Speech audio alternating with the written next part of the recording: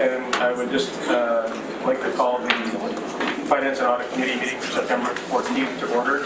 And I would note that our agenda has been revised. So there's been some shuffling of the deck, so to speak. And I'd just like to ask Sky Ms. Melville to introduce the agenda. So adoption of minutes, 4A, we're replacing the minutes of the meeting on August 10th with the version attached to the agenda. And the new order for the agenda is 6A, Extreme Weather Shelter 2017-2018 funding request. 6B, update on the Nanaimo Recycling Exchange and zero waste recycling. 6C, Cliff Mcnab Arena lighting repair and upgrade. 6D, council expenses for the 6 months ending 2017 June 30th. 6E, council update on response to social issues. And we're removing 7A, the delegation from Bill Hicks. And in addition to 6B, we're adding a delegation from Derek Harsma regarding the Nanaimo Recycling Exchange.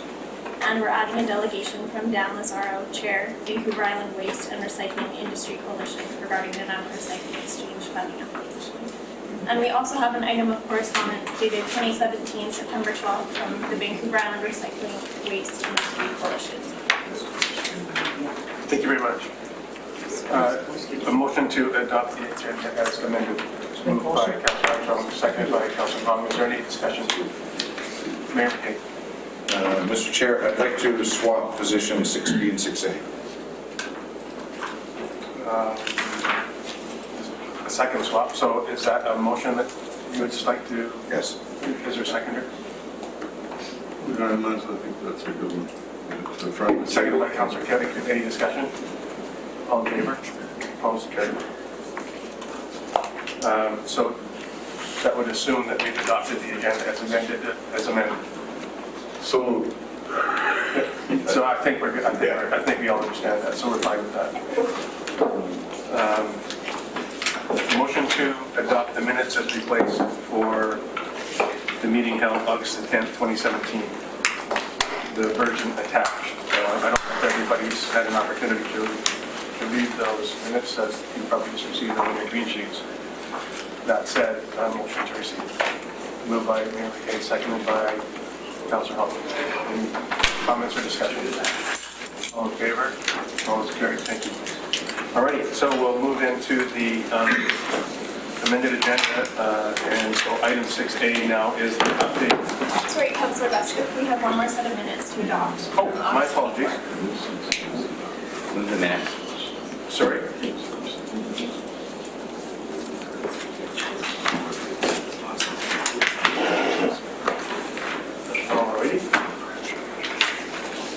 Which date is that, please? Thursday, August 24th, the special finance audit. And that would be 4B on the original. Yes. Okay, thank you. So we do have another set of minutes to adopt, and that would be August 24th, moved by Mayor McKay, seconded by Councillor Hall. Any discussion? All in favor? Opposed? Carried. Thanks very much for that, Sky. Okay, now we'll go into 6A, formerly 6B, formerly 6F. I would ask that Ms. Duncan, would you wish to introduce this topic for us? Okay, for sure.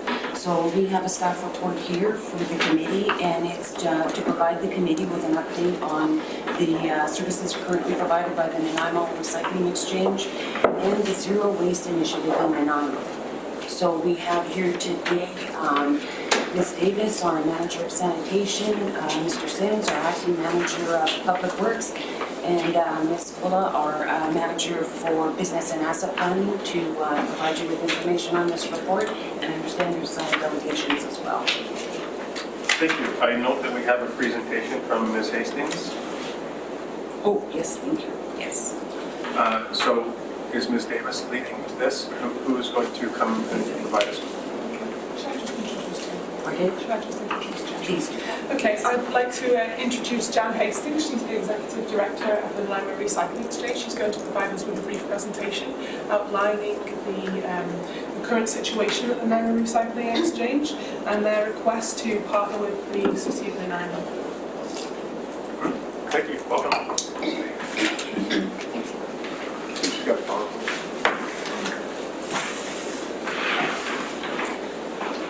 Welcome.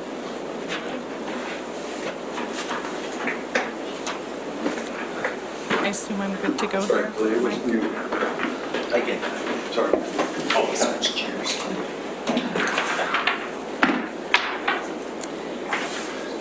Good morning, I'm Jan Hastings. I'm the Executive Director of Nanaimo Recycling Exchange. I wanted to put this up right away because this is really key to what I want to tell you today.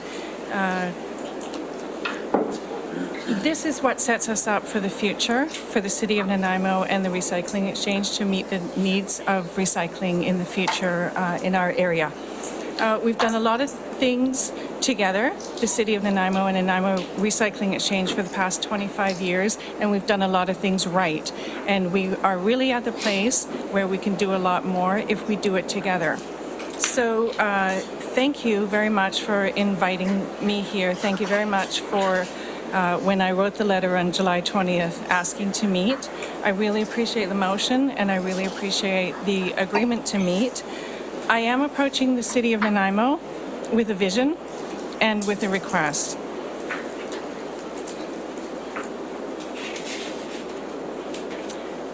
This conversation did start a while back, around 2012. It was mostly in those days around preparing the site and coming up with a site plan because we have been needing to move off of our property for a long time.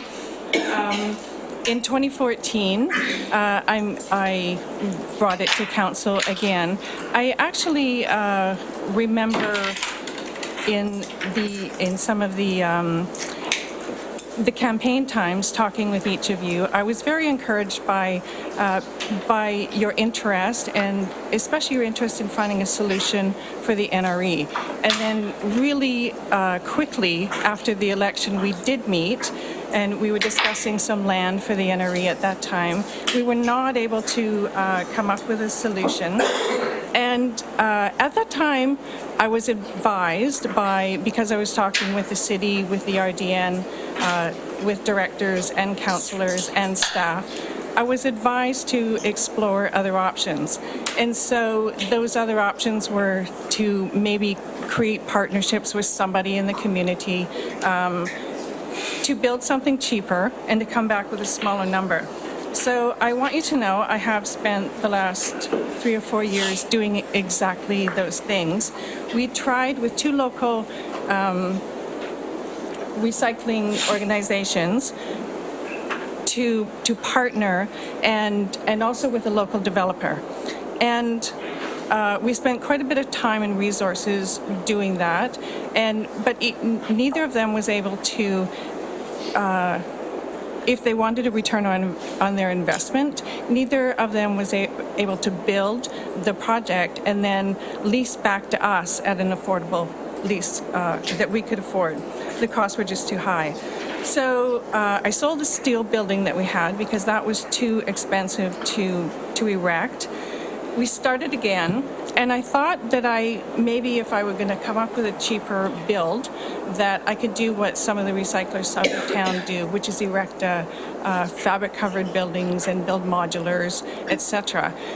Really difficult to do that when you're in the middle of the city. It's not really what the city wants to see.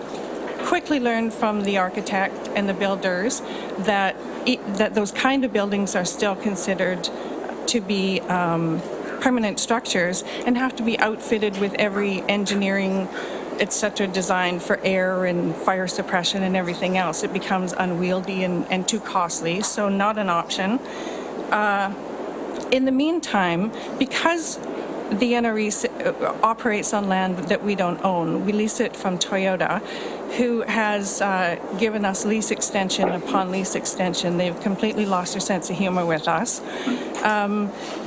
So in order to avoid eviction at that time, I had to sell them off a piece of the land. So I spent more time subdividing land and selling that to them. And then trying to carry on we engaged the architects with the idea of designing a site that's purpose-built, actually for recycling. It's kind of what I always wanted to do anyway, because I didn't buy the steel building that was done before I got there. So we have designed, and this, we were trying to see, could we actually design something and build something that the NRE could just carry the debt on forever, but still have a facility. So we came up with a very modest building design, but the trouble came when the site costs came in. They were just too high. We could not manage that debt, and so that's why I approached the city again to see if we could partner.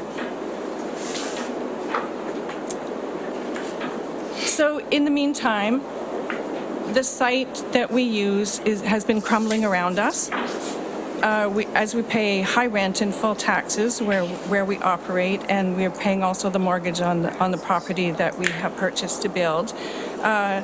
We do the work we do on broken equipment. It's become a very difficult place to work because every single building leaks. Some of you have come to see the site. You know what I'm talking about. All the buildings leak. The doors don't open, the doors don't close, the structures are unsafe, and the terrain is also unmanageable for our equipment. So in the business, we call this end of life. That site is definitely at the end of life. And that's what some of the buildings look like. So I want to quickly get that thought out of your head and onto this thought.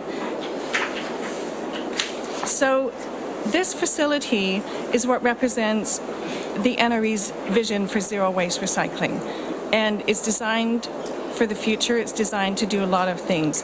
It's based on that combination I was talking about, 25 years of us doing things together. That 25 years has given us a lot of knowledge. So this is based on a lot of time and learning and studying and trying things and revising things. It is built on those 25 years of the NRE educating the citizens in this area and creating a culture we now have of recycling. There's an expectation of recycling. During this time, also, recycling has changed an awful lot. The NRE has adopted a model. It's a hybrid model, but we've now learned what this model should be to achieve and fund zero waste recycling. That took a lot of research and a lot of testing out. We have also learned how to balance this niche recycling within the existing system of recycling in this area, meaning the competition, in order to achieve the zero waste refunding.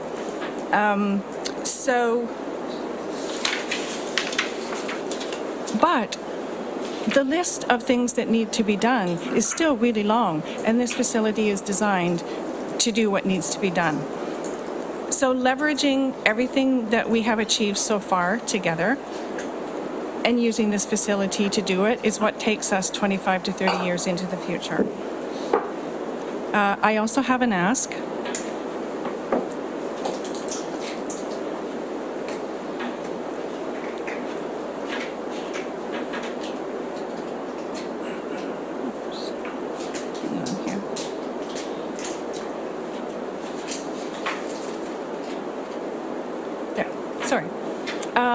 The ask is that the city purchase the land at 2491 Kenworth Road and fund the construction of this facility.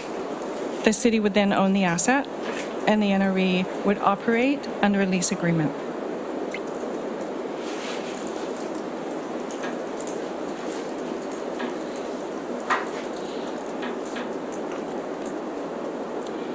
The vision and the ask go together. We know the value we brought to the community. We cannot continue in our present environment, and with no partnership, we also just flat out cannot continue. I want to explain a little bit about why we need a zero waste facility. Good old days of recycling. Everything that was recycled had value. The public did what we asked them to do. They kept bringing things to be recycled. People want to do the right thing. The menu for recycling was very simple, and it all had commodity value. It was pretty easy to make a profit. And in the solid waste world, there was also a lot of garbage going into landfills, creating a lot of revenue. And typically, in most regional districts, that revenue was used to fund recycling. That's different now. Everything's different now. Zero waste recycling is nothing like the good old days. So now we have landfill diversion. We don't have a lot of revenue coming from landfills, so that money's gone out of the picture.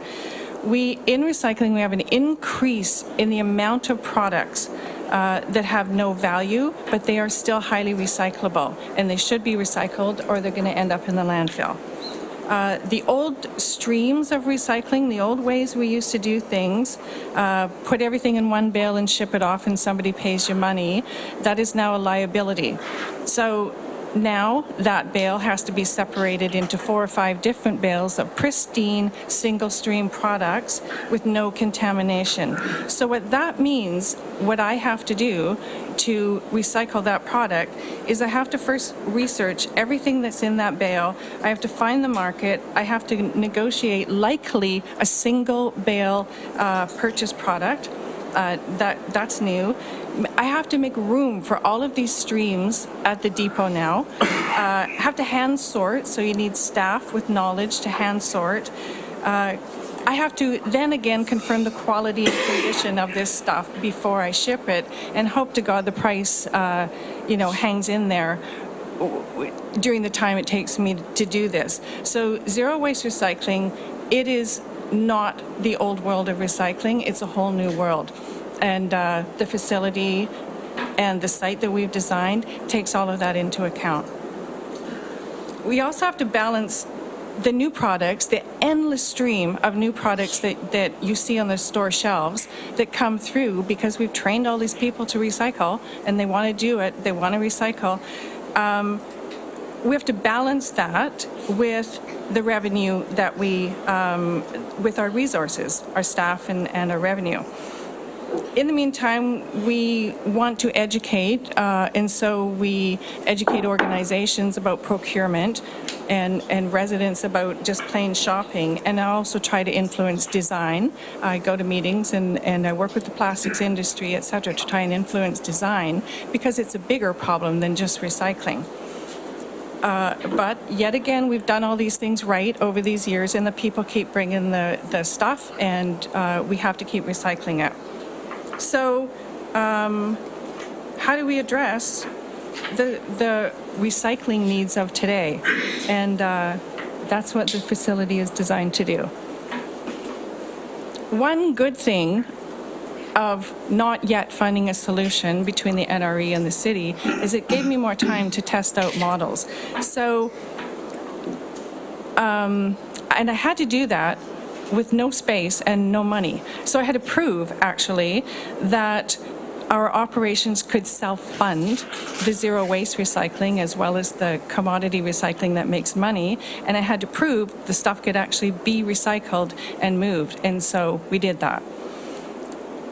When we leverage all of that learning and all of what people do, and all of those 1,500 cars a day coming to Nanaimo Recycling Depot, which is what we had in July this year.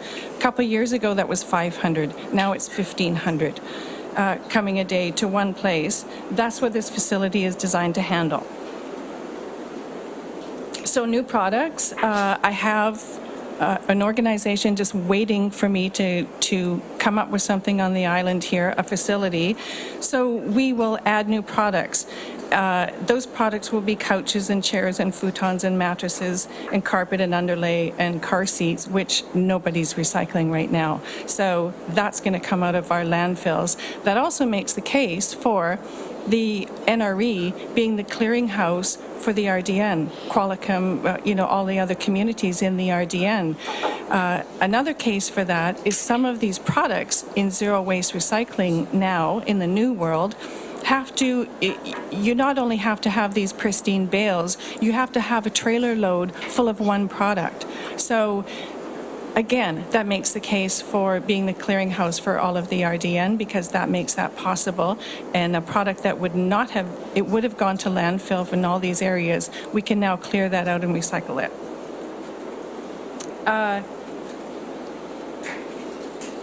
The facility also has the extra space needed for all of these streams. We've taken that into account in the design.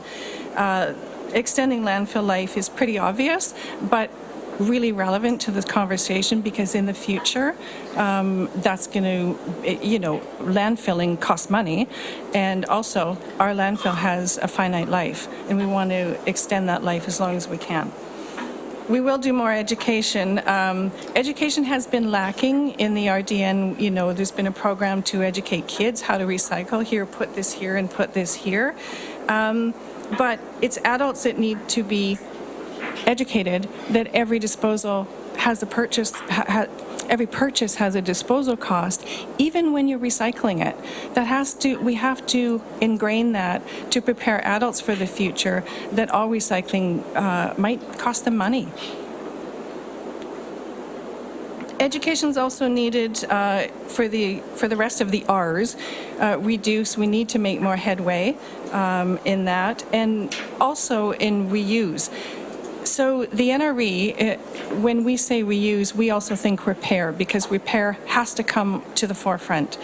So we've designed a program and space in the facility for a repair program, which is also going to be an employment training program, so that we can bring together the people in this area who know how to fix stuff, and young people who don't even know stuff gets fixed. You just throw it away and get another one.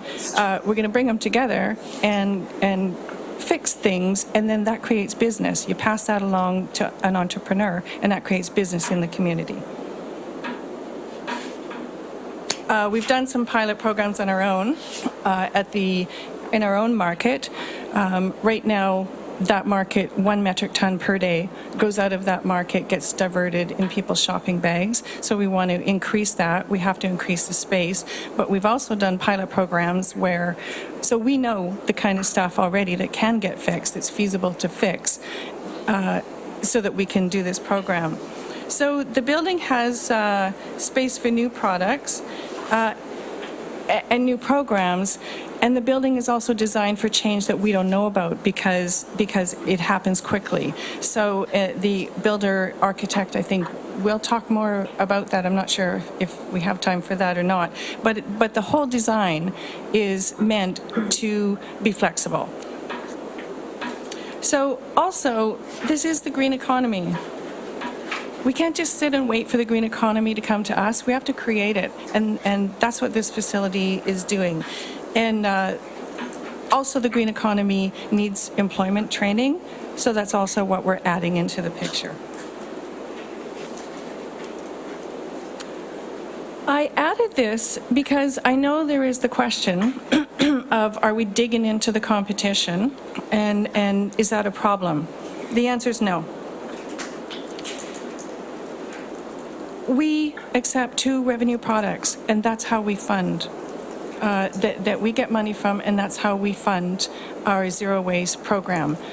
The impact is minimal, and we don't even take much of those products. I know how much to take, and I know how much, and I know that the way we get it, which is by drop-off, is not competing. We don't have a bin service. We're not haulers, so we're not in the big picture. We help recyclers. We help other businesses. So Parksville Bottle Depot now has, they used to just bring us their plastic and their styrofoam because they couldn't recycle it. I could. I have taught them 2 more streams of plastic that they can actually get revenue for, which now is collected in the Parksville and Qualicum area. So I have passed business on to them. We educate for recyclers. We did a huge project at the Beacon residents downtown that wanted to implement organic collection. It wasn't there yet. And so we did an education program also with the city, where right away after implementation, that program was at 80% participation, no contamination, very good numbers, and the tonnage just went up. So that hauler down in the bunker, where the garbage and recycling and organics now has a clean program. All they have to do is come and haul the stuff away, because the food waste is not mixed in with the recycling and the garbage. Any food waste that gets into recycling just simply becomes garbage, and the haulers have to sort that out. Well, haulers don't educate, and haulers don't like to sort stuff. So I've taken that away from them and increased the efficiencies in their business. We also help improve businesses. So I did a large research program with the school district last year, who the hauler came to me and said, you know, this program's really challenging. Too much contamination, nobody knows what they're doing. So I went in and did waste audits and interviews with admin and teachers and custodians, figured out what's going on there, figured out that they're using bags that cost 4 or 5 times the amount of what they should be using, figured out how to get the food waste out of the system that turns everything into garbage, saved everybody money and made the hauler happy, and taught them that, hey, by the way, most of that stuff those kids are bringing in their lunch bags actually is already collected by Recycle BC program. Send it back home and put it in curbside, because that money's already been set aside for that. So solved a bunch of problems. So we think we do a lot to help business and pass business on to business, and that we think we fit in. We have, I think there's room for all of us. Businesses also come to the NRE because they want to do well by doing good. They know, we do surveys from time to time, and so businesses tell us, number one reason I bring stuff to you is because you're a nonprofit social enterprise. I like the work that you do. So here's how it works when a small business, you have a plumber, their business is in their van. So bin service is not going to work for them, and neither is a hauling service. It's not going to work, so they need a place to drop off. But they have a zero waste business plan. So this plumber has a toilet. The toilet came in cardboard and styrofoam. Maybe there's some plastic involved, and they have a hot water tank. So in that mix, they donate their cardboard and their hot water tank to us. That's our 2 revenue streams. The rest is zero waste, no revenue, but it equals out to zero. They get to achieve zero waste. We get to recycle their stuff, and it works out. Another example. 2014, when MMBC came down the pipe, books were no longer recycled. So with this facility, I want to start a program, another employment training program, where we will take the pages out of books and recycle that paper again. All that fiber's gone from the recycling system right now. Fiber's highly recyclable. Canada imports way too much recycled paper as it is. We need to keep it here. So I don't see that as competition. Also, I don't see the business model for hand sorting plastic into 7 streams, 7 categories, which is what we do at the NRE. Of that 7, 3 are going to cost money to recycle, 3 might make money. The end product is 0. That's not profit. So a private business is not going to have that program because there's no profit to be made from it. Not going to do all that work for the end result to be 0, but we will. So there's one more thing that I will say. That's just an observation from some years in solid waste. That there is a cost to disposal. The NRE has a proven model that balances the costs, creates jobs, helps businesses, and helps the city achieve zero waste targets and the RDN. Most regions, most areas have depots that are funded and run by regional districts. We don't. But I've always wondered why the regional districts with firmer budgets don't do this zero waste recycling. Instead, it's left up to the nonprofit, who then gets chastised for biting into some competition to achieve that balance. But recycle the zero waste stuff, keep it out of landfill. There's something a little funny with that question. I think that needs a rethink.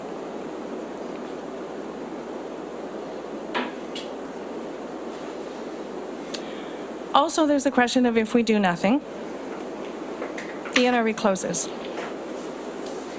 Biggest problem is probably what are people going to do with all that stuff? We did really put time and effort into training people over 25 years to recycle. They're going to feel kind of duped. I would. How are we going to achieve our zero waste targets? We're going to lose the education for residents and businesses. Private sector does not usually have time or resources to educate. They call me. We're going to lose employment training. Who's going to teach the residents and businesses how to become sustainable? There's a movement for sustainable cities. I've taken part in some programs for that. It's a good thing.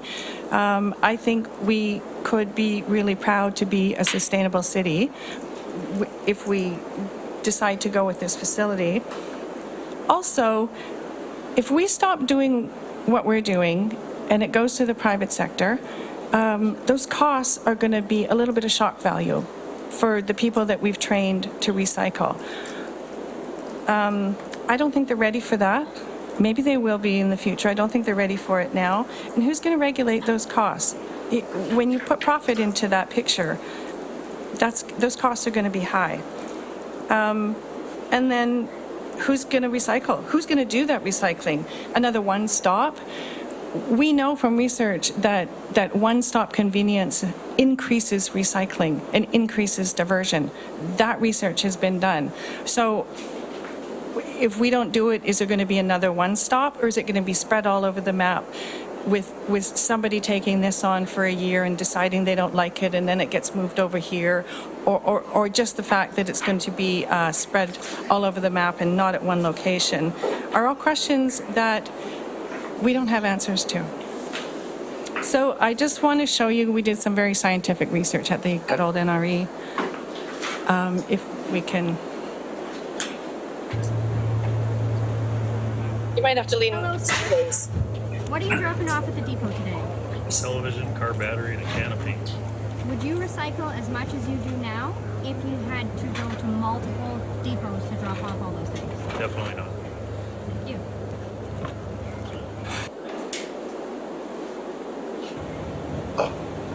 Hello.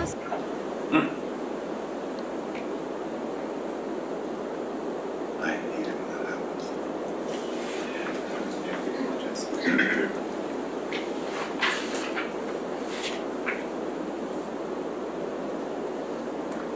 Sir, I know you frequent the depot often. I do, yes.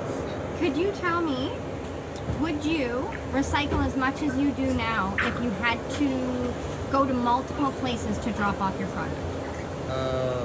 Probably not. This is so handy. I just come here and just one stop, go, you know, I mean, boom, boom, boom, boom. All right. So we do it. Okay. Makes it way easier. Thank you. You're welcome. These are dedicated recyclers. So I just want to leave you with one more thought. Thank you. Thank you, Ms. Hastings. Ask you to begin. I'll just remind everybody that we have 2 more delegations and that your report starts on page 45. So if we could, I'll just have a speakers list here. Try to get as much questions for the delegation as possible on your first round, and then we'll try to speed up the second one if there is a second one. That said, so I have Mayor McKay, I have Councillor Armstrong, I have Councillor Hong in that order at this point, and then Councillor Jones. Thank you. I'll try and make it quick. I've got 3 questions.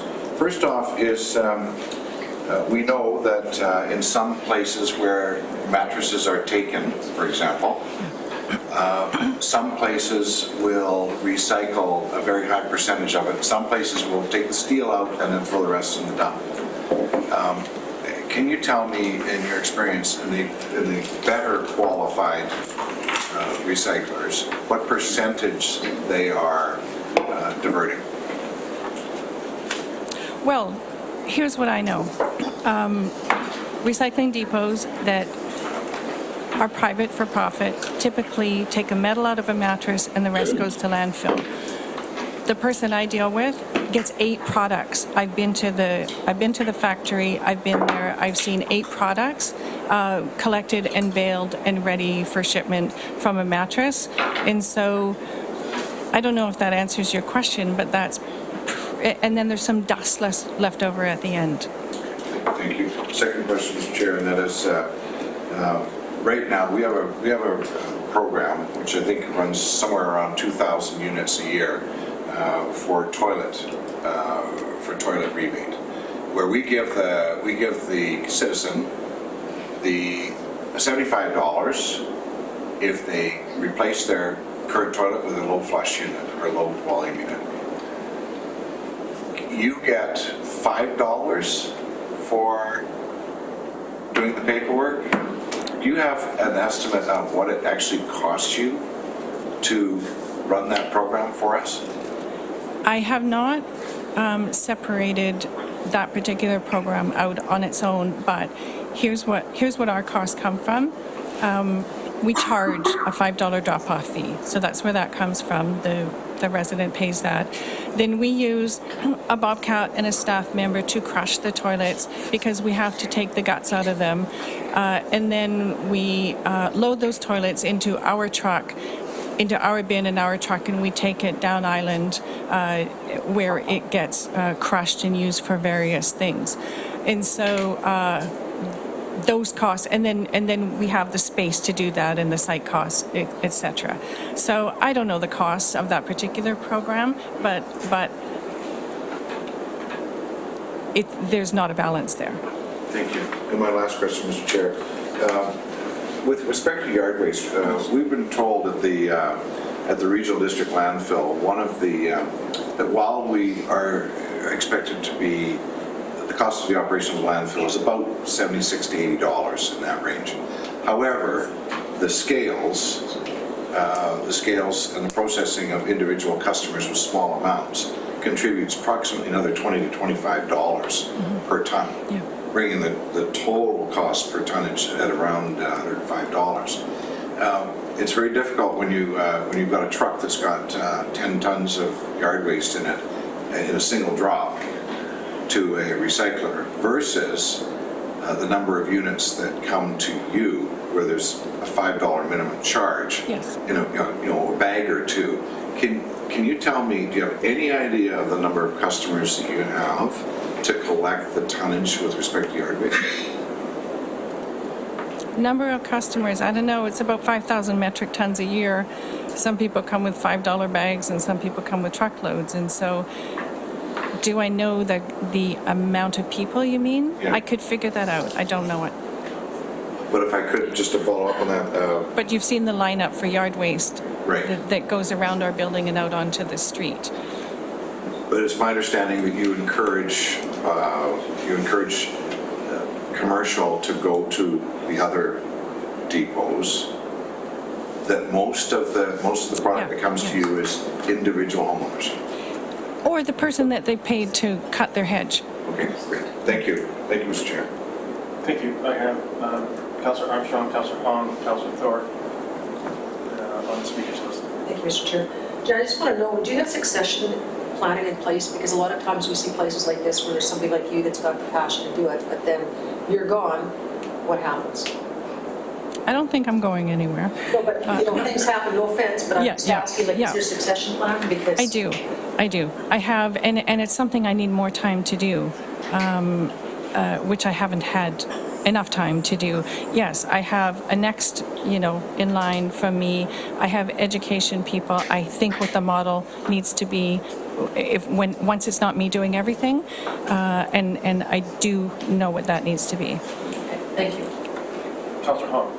Thank you. A couple of questions, and I got a lot for staff later. But you talk about you paid full taxes, but according to our report, you got a PTE tax exemption of $17,000. So what were you referring to when you said that you were paying full taxes? The property where we operate. So we have 2 pieces of property. The one that we have purchased, that's where the PTE comes in. Where we operate, we get the tax bill every year, $16,000, $17,000, we pay it. Okay, sounds good. And then with yard waste, just on the staff numbers, it says your expenses were $178,000 that you paid now, which I'm going to refer back to staff later, because that's a question for Charlotte I want to ask. But how much does the RDN give you for that program itself? The RDN gives us nothing. The RDN, we co-manage that program. Yeah. They give us no money for it. What they do is we collect it all. You know, we own the excavator, we have the staff, we have the property, taxes and rent. We collect it, we pay the hauling to take it out to Duke Point. The RDN pays the tip fee at Duke Point. Okay, so they pay the tip fee. For the RDN's contract, you know, for organic waste. Okay. So it's co-managed, but they don't give us money for that program. Okay, and then was this $178,000 minus the $5 for each bundle of $10? I don't recognize that. No. Okay, that's... Sometimes staff reports do things with money that I don't do and numbers that I don't do, so I'm not quite sure. I'm happy to find you that answer, but I don't recognize that number and how that quite fits into the picture, but I'm happy to figure that out for you. Okay, sounds good. Thank you, Councillor Clark. Any other speakers wish to join in? Councillor Clark? Thank you, Chair. Thank you, Jan, for the information. I have several questions, but in the interest of time, I'll limit it to one. I'm interested in the education component of what you do. I'm interested in the repair and resale component, but I wanted to ask about your employment practices regarding social enterprise. Could you just expand and explain about that for me, please? The employment practices are we hire people who have barriers to employment.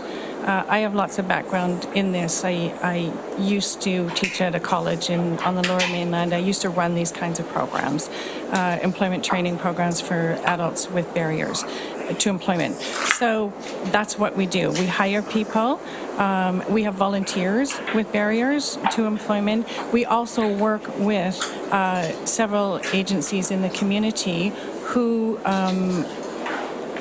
are also contracted to help people with barriers find employment, and we provide training on our site. It's definitely in our hiring practices, though. Thank you very much. That takes resources to manage. Thank you. Do I have any other first-time speakers? There being none, thank you, Ms. Hastings. Would ask that we have a motion to receive the delegation. Moved by Councillor Kim, seconded by Councillor Thorpe. All in favor? Great, thank you. Our next speaker is delegation is Mr. Jared Karsma regarding the Nanaimo Recycling Exchange.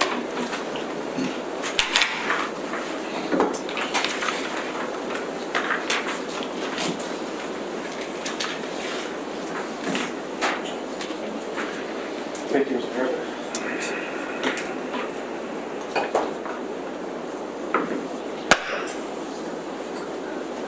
So you dropped the mic. Nice job. Is that on? Yeah. You're on. Two things. Thanks for letting me speak today. And I just want to let you know that I'm here on my own accord. Jan, I don't even think Jan was aware I was coming today. And the second thing is I'm not a member of the Vancouver Island Waste Coalition. So I represent Harsman Waste Systems.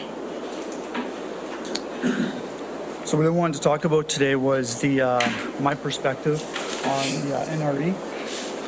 And so I've got some point forms, not in any real particular order, but I just want to kind of give you a perspective from how we see it, being a profit business. I own Harsman Waste, have for the last 10 years, and I just thought I'd give a bit of a different perspective on it. The traffic flow, which Jan has already mentioned, so some of these points she's already covered, it's between 1,200 and 1,500 a day. All the materials, a lot of the materials that she recycles are outside of the MNBC program, which is now the Recycle BC program. So it's a lot of the really difficult items that just don't really have a monetary value on their own. And these items are a really crucial part of the zero waste goals. You know, we all talk about zero waste, but, you know, there has to be something beyond the curbside programs, because curbside programs, they're good, but they don't capture everything. The one-stop drop, I believe, is very difficult to achieve high recycling targets with the general public if we were having them spend a day off going to half a dozen places to drop off recycling materials, and not to mention the carbon footprint driving all over town. The location is very central and very well known, and one of the things I want to dispel is I just find that there's a lot of talk of unfair competition with regards to the recycling exchange, and I don't really understand how this how she competes with other depots, as the materials being handled for the most part are net negative revenue generators, with exception to the cardboard and the metal. And I can tell you, because I ran my own recycling facility for a while, the amount of cardboard that she does, it amounts to nothing. The amount of metal she does is very insignificant in the cost of running that whole operation. So I don't buy into that train of thought. There's a lot of employment created to individuals that might otherwise have a difficult time finding a job, and there are programs in place that provide opportunity for those individuals with both mental and physical disabilities. The other point I'd like to bring out is there's 2 other depots in Nanaimo that are supported by U.S. landfills, and a 3rd depot that is supported by exclusive and non-inclusive EPR programs, not available to other depots or applicants. So one of the arguments brought to me is, well, there's a depot right across the road. And yeah, there is, but it's a bottle depot, and that they're the only ones in Nanaimo that are licensed to have a bottle depot. So in the fairness of open competition, Jan should be allowed to have a bottle depot where she actually gets paid for handling the bottles if we were to have a level playing field. So I don't really see those EPR programs as being competition. They deal with a very specific item or items, and which fall quite a way outside of a lot of the negative materials that she deals with. So my concern here is the push by the so-called private sector to not fund or support the NRE is a direct attempt to drive the traffic the NRE gets to their depots. Once the NRE is out of the picture, I believe yard fees, scale fees, negative cost materials will be charged a fee. I'm also highly suspicious that a great number of these net negative materials will find their way into US-bound shipping containers to be landfilled. I can't say that for sure, but it's just being on the other side of it, running my own depot, understanding the costs associated to handling 7 different types of film plastic. It's just, for a profit organization, very, very difficult to realistically say that, yes, we're going to handle all those items. I also believe our recycling achievements will make a major step backwards, as a lot of these negative cost materials will end up in the waste stream. So it isn't just going on shipping containers that are bound for the States, it's also in all the dumpsters around town. You know, every time there's a landfill increase, the amount of illegal dumping that goes on in our containers goes up dramatically. And if that depot was to close down in Nanaimo, I guarantee you my guys will be telling me that we have a whole bunch of recycling is going to end up in our containers all around town. So lastly, in closing, I would like to see community support of the NRE in the form of some financial assistance. I believe the NRE can continue to be a pioneer in handling difficult items in our waste streams, and the NRE plays a very crucial role in our zero waste targets and in educating the public, as the level of confusion to those wanting to recycle and do the right thing is at an all-time high. Why I say that is, since the introduction of the MMBC program, a lot of the materials that used to be accepted in the on the curbside programs aren't, and a lot of materials that weren't accepted are now accepted, and it's very confusing to the public. And I think that there needs to be an organization that actually provides a lot of answers and education to the citizens in Nanaimo. So that's one of the other reasons why I'd really like to see the NREs stick around. Jan was very instrumental in helping us out with our school district program.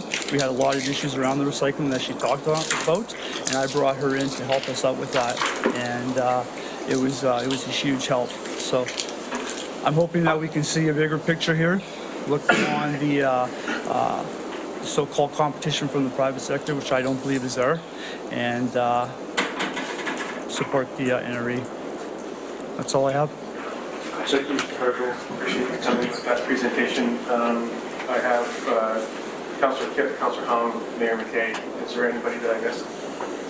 And Councillor Yogan. There, thank you very much. It's nice to see people with passion at the microphone. I have a number of concerns with it.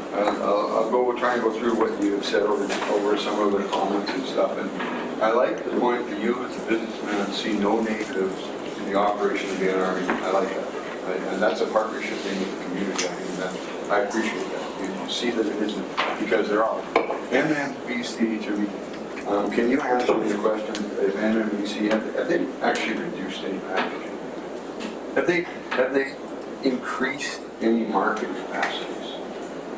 NMBC. How do you mean? Well, what I'm saying is they were supposed to take over the recycling, cradle to grave stuff, trying to make sure it goes to the right places.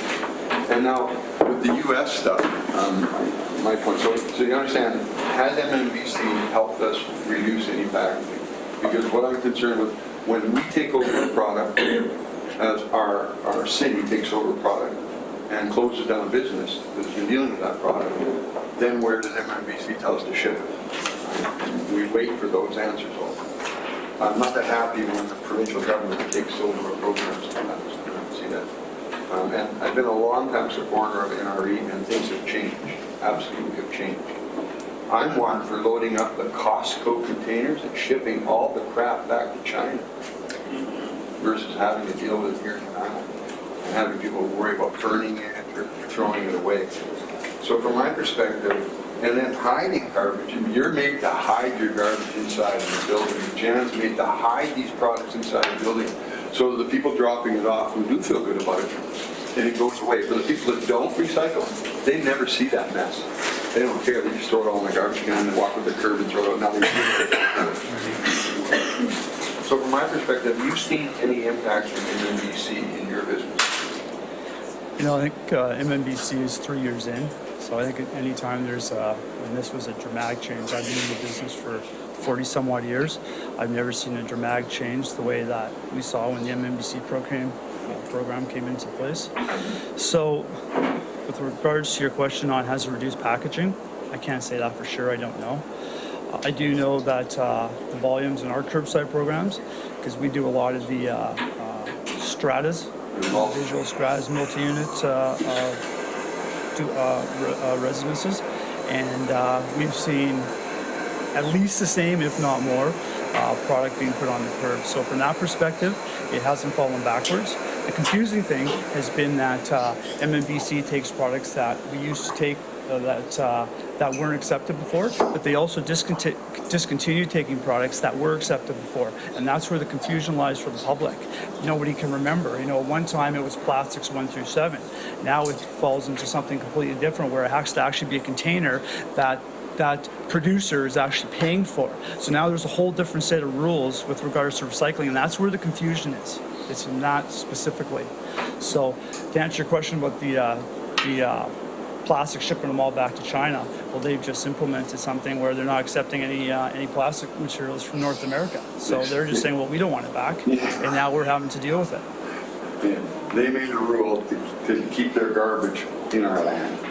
That's what they made a rule, and we fell for that. So I agree. Appreciate it. Yeah. Thanks very much. One other thing, how much are you finding in your multi-residential mix that you just have to, it's just so mixed, you couldn't separate it, you couldn't do it, it just has to go somewhere else or go away to our, I love this statement, our landfill has a finite life, but it needs to be extended.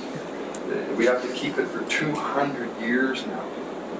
We have a plan, if our dump closes, takes the last week's garbage, with a 200-year factor now, it used to be 50. just raised it to 200 years. And all my life it's been closing down. I'm 66 years old. All my life I've done is closing. So how do we feel if we can't continue the landfill? And do we have the places on the island to take care of these problems? I mean, do we? Okay, the first thing is, And I must say, every community does the same thing, building up of styrofoam, building up of non-market products. Every community on the island. but the part, okay, so I'll try to answer your question here.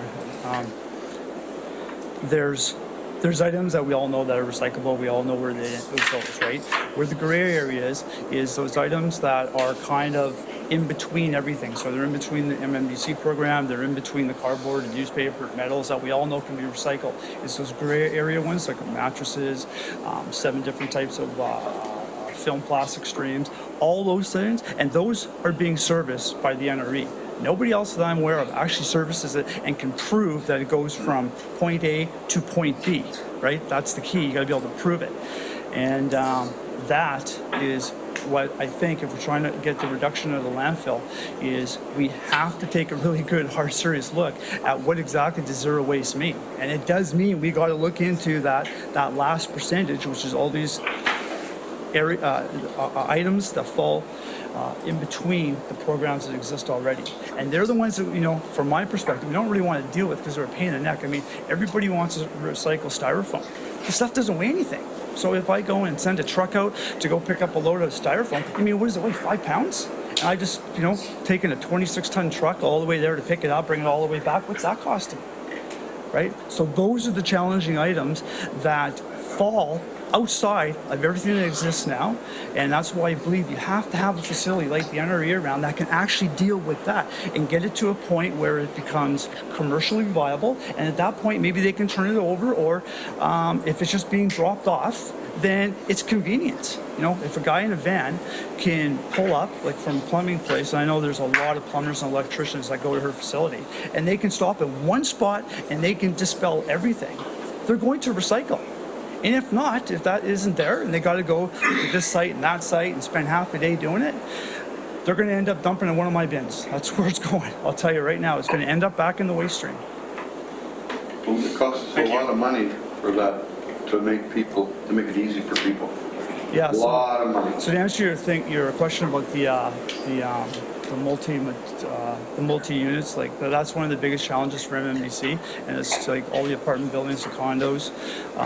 Those recycling programs are very difficult because you've got a huge building, you don't have cameras in the garbage room, and if you open up your toters that says it's containers and it's full of garbage or it's full of papers, I got no one I can point to. The curbside program is easy. If you go there and it's contaminated, you look up, you see the guy's address, you knock on his door, you can deal with it. But multifamily is extremely difficult to deal with. And so to answer your question on that is, what we have to do is we have to dump the stuff into a hopper that's at waste level, and then my guys actually have to sort it out, right? That's what we do. Otherwise, there's no way I can achieve the 3% contamination threshold. It's impossible to do it if I wasn't actually hand sorting the material as we got it in. Thank you, Jared. Yeah. Really appreciate it. Thank you. Councillor Hong and Mayor McKay, is there anybody else that wishes to join on the list? Thank you. Great. Thanks, Derek. Just a question. I don't know if you or staff can answer it, but you're not on this list. Sorry? We have a list. No, actually on the list that's on page 54 of our agenda. No, not a delegation. He's not on the list of people that the NRE either competes with or supplies. So that was my first question, because I don't know why you're not on the list, because I think you should. Councillor Hong, Ms. Davis can answer your question. I can answer that question quickly, through the chair. The list here, the matrix as part of the staff report, is a list of depots, and Derek is a hauler, so that's why it wouldn't appear. Okay, so there's a difference already. We're having a hauler talk about something that depot. So we're talking about a depot. So this, Derek, is, in my opinion, kind of not in the same realm. I get your garbage experience, but you're not competing. So this is not competition, so it doesn't really matter what happens with the NRA for you. It doesn't affect you because you're just a hauler. But I think you're an amazing hauler, and what you said about hand sorting, I think is the way to go. I don't understand why each individual subdivision doesn't do what the post office does now. Bins right there in each subdivision. You come to my subdivision, collect from 24 houses, and I pay you. You put it to your hopper, and you sort everything up, and you recycle it, and wherever you do. That should be the way it should be going. So if Canada Post put a post box for everybody in the neighborhood, I think we should be able to let the private guys do it. Put your containers there. Take the garbage, sort it out. It's the way to go. That's garbage, different topic, so I won't get into that. Bigger metaphors. But if you get what I'm saying with that point, it makes total sense. With the NRE, and I understand, like, there are a lot of people that live in apartment complexes and multi-stratas that recycle, that don't know that you sort all this stuff out, so they actually go to the NRE. I didn't know you had a hopper that sorted everything else, because when I lived in an apartment building and you have this, I didn't put my stuff in your bin. I put the cardboard in there and I put the garbage in there, and the rest I kept, because you didn't take glass, it didn't have a position for me to put glass. I took it to the NRE. So are you saying that you actually sort the glass if I dump it in the garbage? We prefer not to get it that way. We put a container in for glass.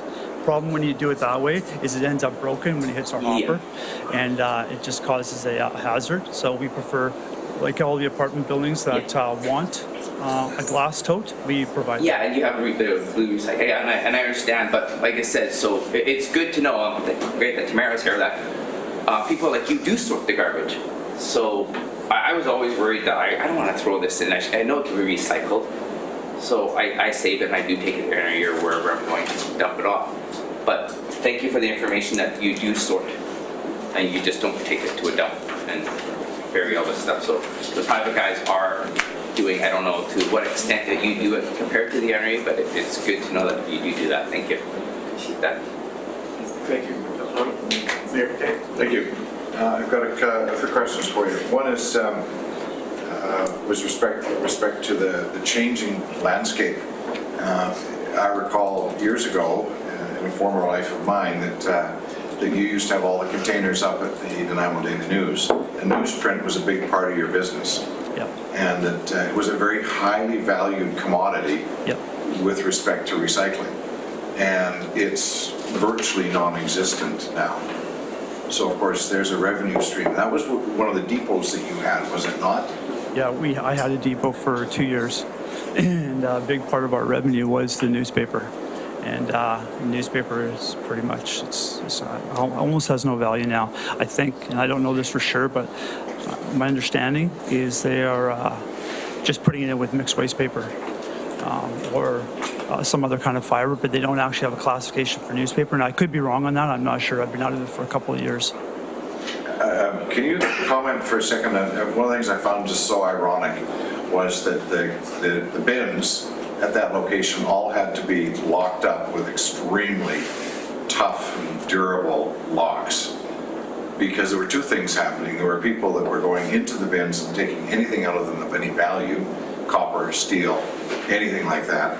And then there was the other side of it, which was the illegal dumping into the bins of people with household waste that didn't want to take it to landfill. So we have problems in two areas.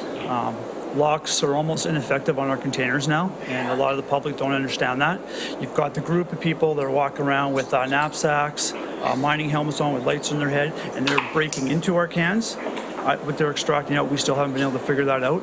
And then you've got the other group that are going there, and if the bin's locked and they don't have a hammer to smash the lock, then they just dump their garbage right beside the can. So we have illegal dumping issues like I have never seen. It's like, and not just illegal dumping, but it's the illegal entry into our containers to pull stuff out. That is at an all-time high, and I'm not sure exactly why that is, but it's at an all-time high. Last question, and that is is with respect to the new initiatives. And I got to thank you and DBL and Progressive and Alpine for being active members in our Regional Solid Waste Advisory Committee, trying to develop the new solid waste management plan. Everybody's active and they're engaged. We're all looking for solutions up there. You and I had a conversation here recently about the potential for front of house waste for example, at fast food restaurants, and the work that you've done. I think it was with DBL where you we're dumping loads to determine whether or not it would be you could easily extract clean waste out of it. But the organics was the biggest challenge, that you could take a full load, that you could see paper and cardboard and products that could be recycled. It was just completely contaminated by other products, or by organics. Yeah, that's exactly right. We haul, I think I haul almost 900 tons a month into the landfill here. And obviously it'd be my best interest if I could take it to a facility and extract everything that was recyclable, so I don't have to pay $125 a ton. The problem is because we're dealing with wet waste, it gets into everything. Our packers are designed to compact very tightly. So if you go to the landfill and watch one of our trucks dump a load, it almost comes out like a brick, lands on the ground. I mean, it's very, very dense. So now to take that to a facility and to have to try to extract the materials out that aren't contaminated, extremely difficult and not cost effective. It works for DBL because they're in their construction and ICI business, and it's great. They can get a customer to throw everything into one bin, and because it's dry waste, they can sort it all out. So it's a really good, effective system what they do. But when we're dealing with wet waste, as well, like so residential, that type of waste, everything gets contaminated, and no one's been able to figure out how to do that yet successfully. So that's the reason why our material keeps going to landfill. So we have to provide different containers and try to get the customer to buy into doing the separation for us, because it's too difficult to separate it coming out of one of our compactor trucks. If I could, just to follow up on that, and that's a clarification on, we all know that increasing the number of streams at curbside and the sorting at curbside is going to probably be where we're going to be going. But it's the same thing at the retail establishments. I'm disappointed when I can't find any place to put my coffee cup I just used with the plastic lid at the restaurant that I purchased it from, and it has to go into the waste when you know full well it's recyclable. So education of them. They want to do the right things well. They want to make it fast and convenient for their customer, but they also want to be able to separate properly so that you've got good, clean recyclables. And that's going to be a real challenge in the future, I would suggest, would you not? Yeah, and problem with, like specifically you're talking about restaurants, is restaurant staff tend to switch over about once a year. So you could go in there and you could educate the back kitchen staff on the do's and don'ts of recycling, especially for organics. And quickly as you do it, new people are coming in, and in the world of organics, you can't have the stir sticks, you can't have any of the plastic creamers, any of that stuff. It gets in there, then we start getting fined at the Dew Point facility. So again, because everyone's working with limited funds, the organic recycling place in Dew Point doesn't have the infrastructure to pick out all the contaminants in the material. So again, they're relying on us haulers to educate our customers to make sure that the material comes in clean. And that is probably the biggest challenge that we have. Everybody wants to unload that responsibility onto the hauler. The regional districts do, everybody does, because it's the easy way out, right? Oh, just make it the hauler's problem. If he doesn't conform, just find the bejesus out of him. Well, how? You know, I got a building with a chute, and I got 100 people in the building. How the heck can I tell if somebody's going to throw a bag of organics down the chute? It ends up in the middle of my load. How do I tell? And that is the biggest challenge that we have. Thank you, Mr. Chairman. Thank you. Any other motion received to the delegation? Moved by Councilor Gibb, seconded by Councilor Newcomb. All in favor? Opposed? Carried. Thank you. Thanks very much. I will just remind you that some of us have to leave for another meeting. But that said, we have another delegation, Dan Lazaro, who is the chair of the Vancouver Island Waste and Recycling Industry.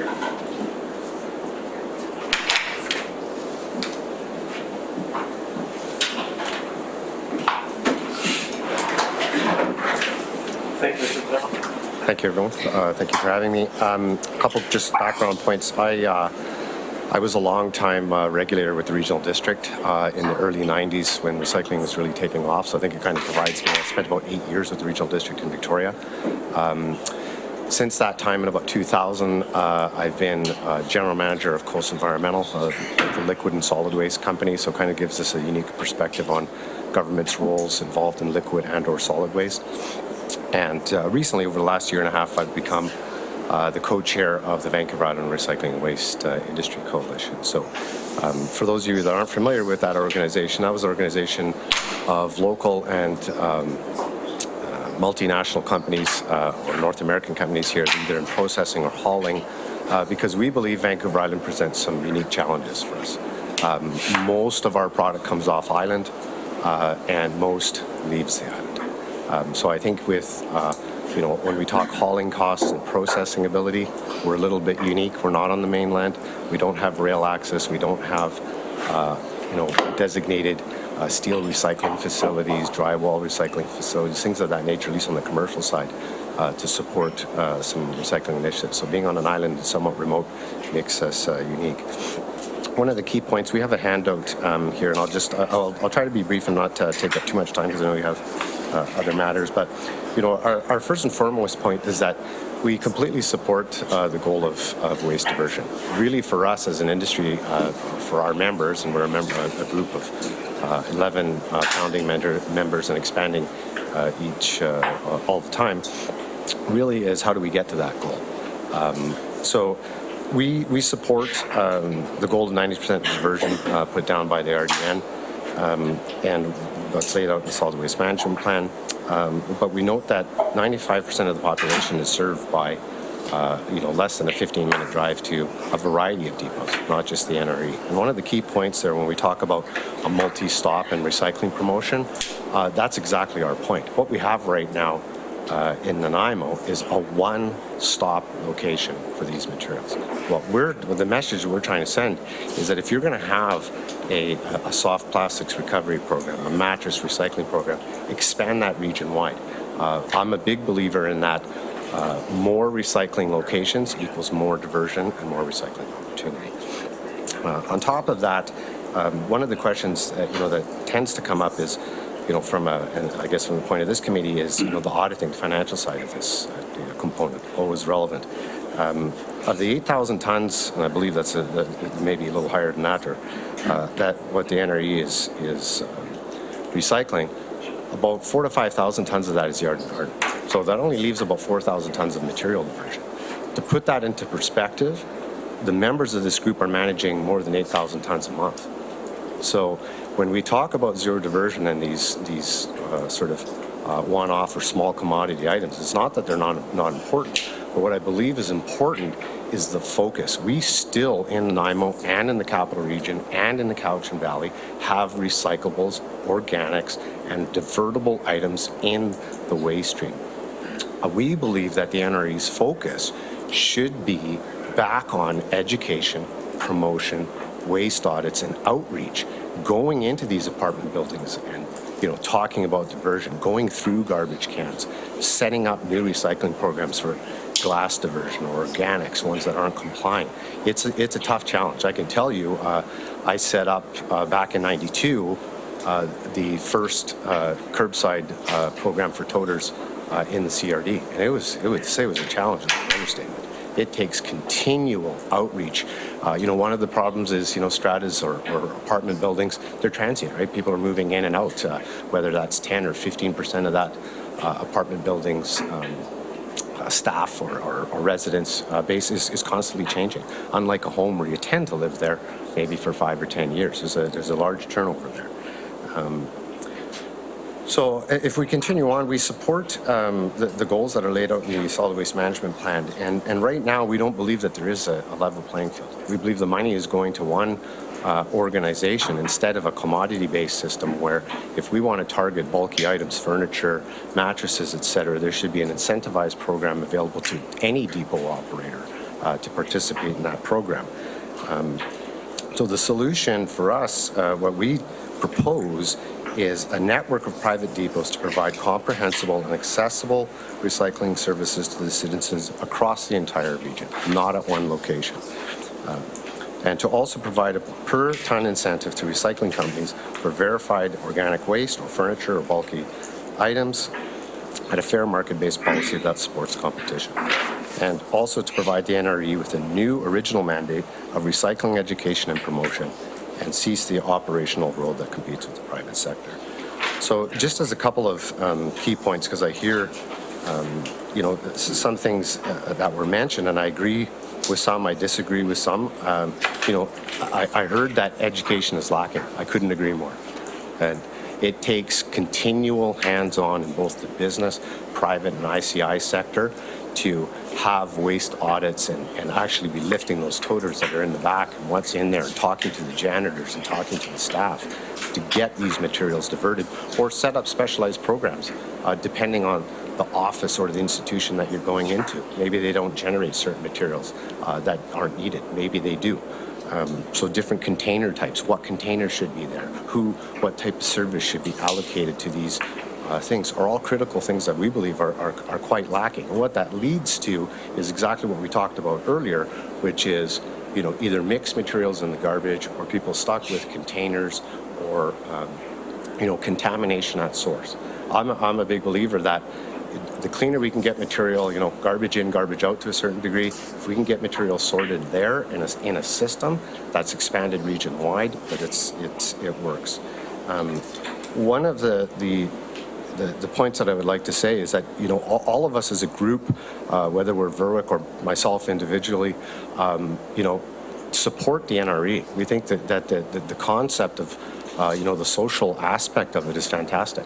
But our company is a big supporter of Surf Riders Association, Habitat for Humanity, and Hero Works. We see a tremendous amount of opportunity for the NRE to partner on beach cleanups, education and promotion with Hero Works or social housing to assist in a reuse store. One of the components I see here is I don't think, and I can't speak for everybody, but I don't think our Berwick group as a group says stop the NRE. What we're saying is channel that money into outreach and channel it into a reuse store, a repurposing store. Network with Hero Works and Habitat for Humanity. Maybe we can repurpose furniture and bulky items and stuff and put it back out into the community in a directly interlinked system with other partnership groups that are out there operating. A couple things just to dispel, because I think it's critical, is that, to say that other areas throughout the province, or for that matter, here on the island, aren't recycling, or aren't certain programs, for example, like ceramics or mattresses, is just completely incorrect. It couldn't be further from the truth. The CRD's had a mattress recycling program for the better part of 4 years. They just choose to do it differently. They put it out to RFP. They collect mattresses at the landfill. They're set aside, and whoever, it's changed hands a couple of times, disassembles the mattresses. And they don't just recover the metal.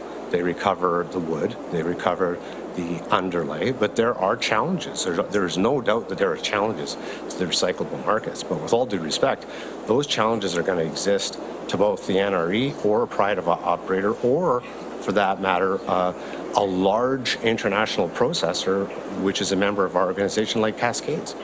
If they can't find a home for a material, it tells you that, a lot of times, and I hear this, quite a bit, we're recycling this material, Well, when I recycle through Cascades, I know it's getting recycled. The problem is when we may have a belief that film plastics are in essence getting recycled somewhere, but I'd like to see the verification process that says that it is, right? Track the material through source. A couple of other things, just to touch base on, the one-stop location, I think, is a critical component here that's missing. I think if we were talking true diversion and reaching zero waste, it's about providing more opportunities at more locations. One of the reasons why I think the Return It program, the bottle deposit program, is so successful is, I use the analogies that the bottle doesn't distinguish where it's getting recycled. The bottle is a bottle, whether it's glass, plastic, or aluminum.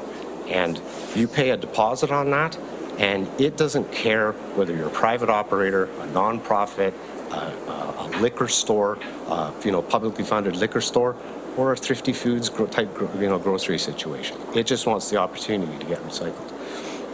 So I'll leave that as one of the analogies.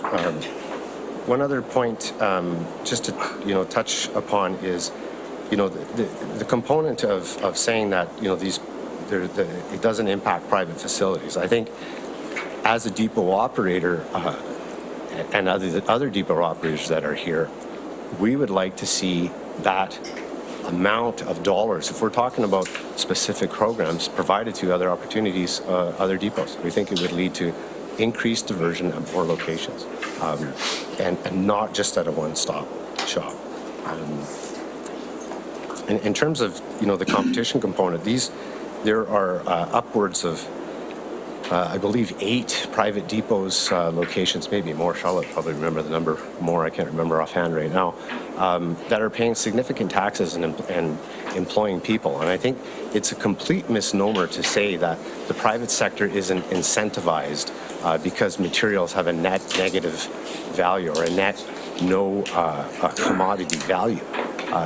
The value in diversion is the tip fee, the $125. Even if that commodity, for example, if you look at one of our facilities on the construction demolition side, concrete, rubble, brick, ceramics, toilets, tile, etc., we don't get revenue for that material. We actually pay to get rid of it, but we pay significantly less than the tip fee, and it's enough, it incentivizes us enough that we send absolutely no concrete, rubble, or other type of ceramics into the landfill. So I think if we dispel those, I'll leave it at that. I don't think there's any other point outside of just to say that, yes, we think times have changed significantly. The EPR program and MMBC, they affect all of us, as a group. The regional districts, municipalities, haulers, depot operators, etc. And but what we do think is when we talk about zero waste, the waste audit numbers in the RDN's own landfill says there's a significant amount of paper, organics, and recyclable materials that are still there. And we think a targeted program for education and outreach going into multifamily, going into schools, going into ICI sector, and partnering with other organizations that are out there provides significant diversion. So I'll leave it at that. Thank you. Thank you very much, Mr. Lazaro. Any questions for the presenter? Thank you. Thank you very much for your presentation. I did a tour of your Chemainus Organics facility a couple of years ago with Councillor Bestwick, and I was very, very impressed. And you've got a lot going on down there. With respect to volume, we keep talking about volume versus weight. We keep talking about tonnage. And we know that packaging is being changed to reduce the tonnage, get more packages in a box on a truck, in products that are next to impossible or impossible to recycle. Multi-layer plastic packages, for example, foil, plastic, and so on and so forth. So, in your letter, you talk about tonnage. It's not my understanding that a lot of jurisdictions now are going to volume. So, if we look, for example, at styrofoam, we've got a 1 to 100 volume rate versus or up to 1 to 300. So when it's processed and it's compacted, it's now 1/300th of its original size. Same thing with mattresses. That's why we're so anxious to get it out of the landfill. Where are we going to? Are we going to start talking about volume used in a landfill instead of tonnage? Great question. I could tell you as a landfill guy back in my day when I was at the regional district, that was one of my jobs. I ran the recycling depot at Hartland Landfill, so I'm intimately familiar with it. But you're right. We as haulers, processors talk about per ton. Back in my days as a regular on the landfill, we talked about the cubic volume of airspace. And that's the exact point where the CRD did an assessment and said, we're at the tonnage rate down there of 107, that mattresses and bulky items, furniture and couches, etc., that didn't get compacted, they were actually losing money, or they were taking up too much airspace. That's why they created an incentive program to pull mattresses out of the landfill. I believe it's $15 they paid for a dismantling, because they figured that you could put X amount of mattresses, whether it's 10 or 12, I would take a guess, and say it's going to take 50 mattresses or 20 mattresses to make a cubic meter. This is how much we would get of weight to airspace. And so they've done that calculation, I'm sure with, some engineering firms to, figure out densities and things like that. They did the same thing for bulky items as well, furniture and things like that. The CVRD has done the same thing. They've had our mattress recycling program up and running now for probably a couple of years, I would say at least. Same thing where they incentivize as opposed to just the dollar value. You're right, because if you scale a mattress, if somebody, you have a flood or something like that and the mattress is wet and you bring 2 mattresses in, you might get $40, but that takes up more than the airspace. And that's why they've incentivized that to pull those items out. So we're talking, if I could, we're talking organics. We have contracted at the RDN to a new firm that's going to build a state-of-the-art organics facility at Duke Point and solve many of our problems. One of the challenges that they have is that, or one of the things they've advised us of is that the more volume they get, the lower cost per ton. So when you talk about the ability to be, or the current status that we have folks collecting organics, yard waste specifically, in Nanaimo, it's to our advantage to get that, to keep that stuff in Nanaimo at the RDN site at now, so that we can get that cost per tonnage to reduce significantly. Do you have any idea, and do you accept yard waste out of the city of Nanaimo? We don't, because we don't run a depot in Nanaimo. We would on the commercial side if it was in the roll-off end of things, but as a depot operator, no. I believe the Nanaimo sort of organics program there, when you look, and I don't know what the number is offhand, Charlotte will probably know, but there's still a significant component of organics left. I mean, when the CRD, which I know well, they've had a curbside ban there on organics, or landfill ban there on organics, and they just commissioned a waste study very recently. The numbers are supposed to come out here before the end of the year, I believe, that says organics is still a significant component of that. Whether it's on the residential or the ICI or whatever sector, it's definitely still in there for sure. And I think that's what we'll find in Nanaimo as well. I guess if I could clarify, do you accept roll-off trucks of yard waste, yard and garden, that originate from Nanaimo? Yep. Your facilities? Yeah, we would on the commercial side for sure. Yep. Thank you. Thank you. No other questions? Oh, I'm sorry. Sorry, no. Thank you very much. First off, I'm going to start off as an Italian. You're saying my wine bottle doesn't care about me? No, the wine bottle will care because it wants to go back into wine. Okay, so good. So that's the first step, right? Reuse, not recycle. My wine bottle, I'm not caring. Sorry, but I have to laugh. Sorry, because your group get involved with economic development to look at marketability of, say, styrofoam to build moldings and stuff. And you guys look at that. Are the people in the arbitrage of garbage and waste, are they looking at more economic development from your side of your group? Looking at where metal can be, I'll say, packaged or shippable from the island? Or what about molding plants, like how, treat plastics down to a molding or those things? Are you guys looking at that also, or just, because I say the arbitrage of garbage, because when NAG, Nanaimo Against Garbage, back in the 90s, who pushed for the NRE, who has done a phenomenal job, the NRE, and it is a leader. And despite that everybody makes it up in every area that they do, we've done a decent job so far with it. But times are changing and things have shifted dynamically. So are you engaged in economic development groups with your garbage and where the products can go? For sure. Great question. One of the reasons that our groups got together were the legislative challenges under the solid waste management plans from regional districts, for sure. The offloading program, et cetera, and us being sort of stuck, and Derek had touched on this earlier, where really it comes down at the end of the day to haulers or depot operators, because you're stuck with material coming in or hauling it. But really one of the primary reasons for us to get together, and we do so quite regularly, we disseminate information, is to talk about the challenges that we're facing on a number of fronts, on a number of materials. And this kind of goes back to the point of, almost all, I'll say, either on the consumer goods side or the raw goods side, outside of, lumber, is coming from off-island, right? So that's one of the components where we are working, and we're excited to have Cascades on board.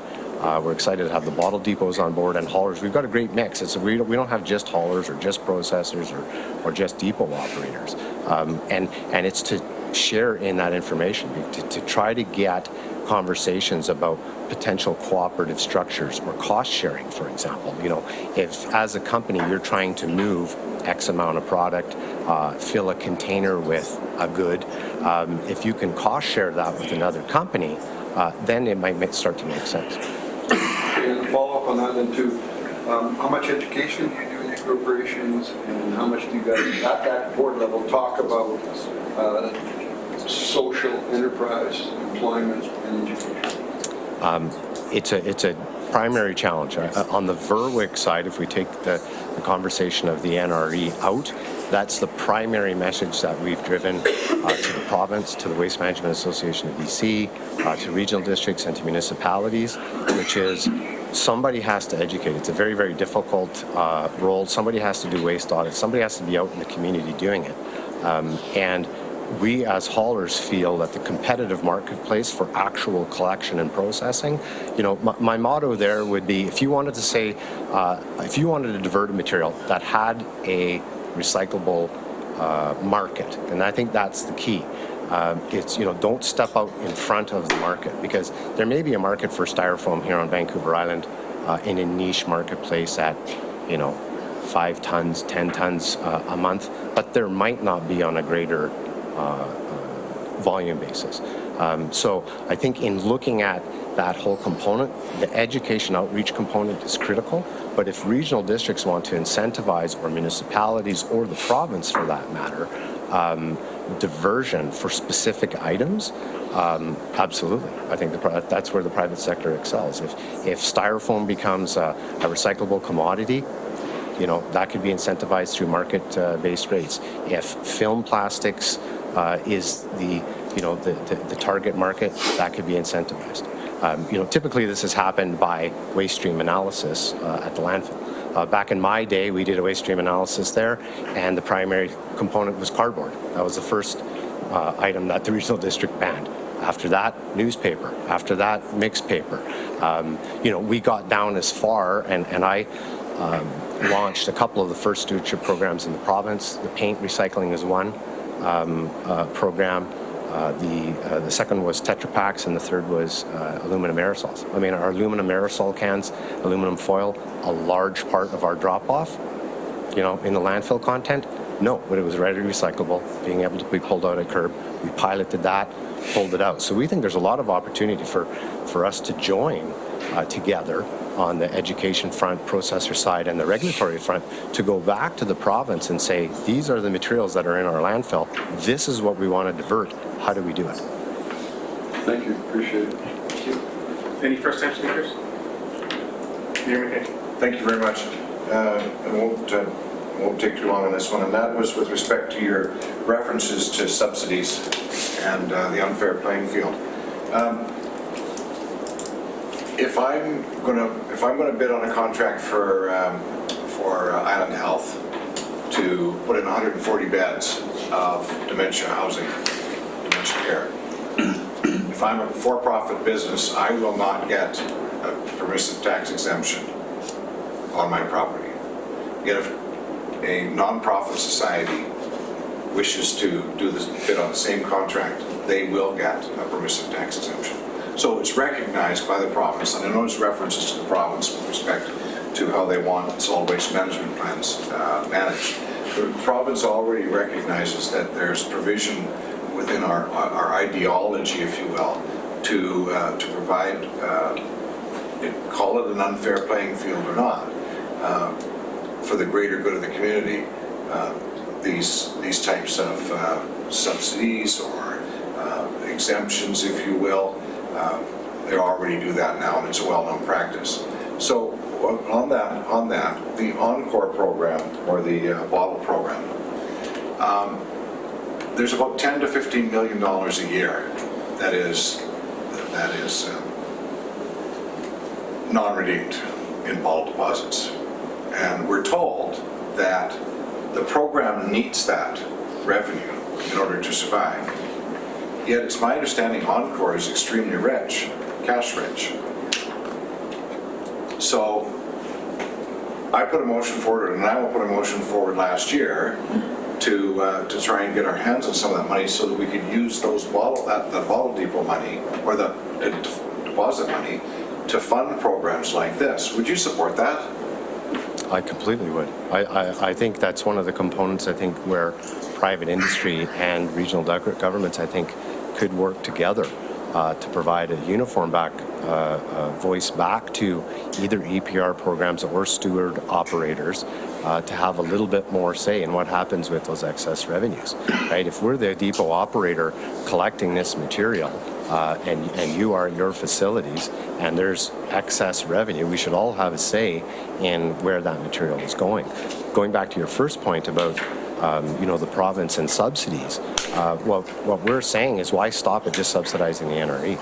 If we're really talking about diversion, and I would equate that to, back to the bottle example, I think that the bottle, if we only took bottles back to liquor stores, which is back when I was a little kid, that was primarily what you did with your case of beer, that was the only place that went. We didn't have 95% diversion on the bottle.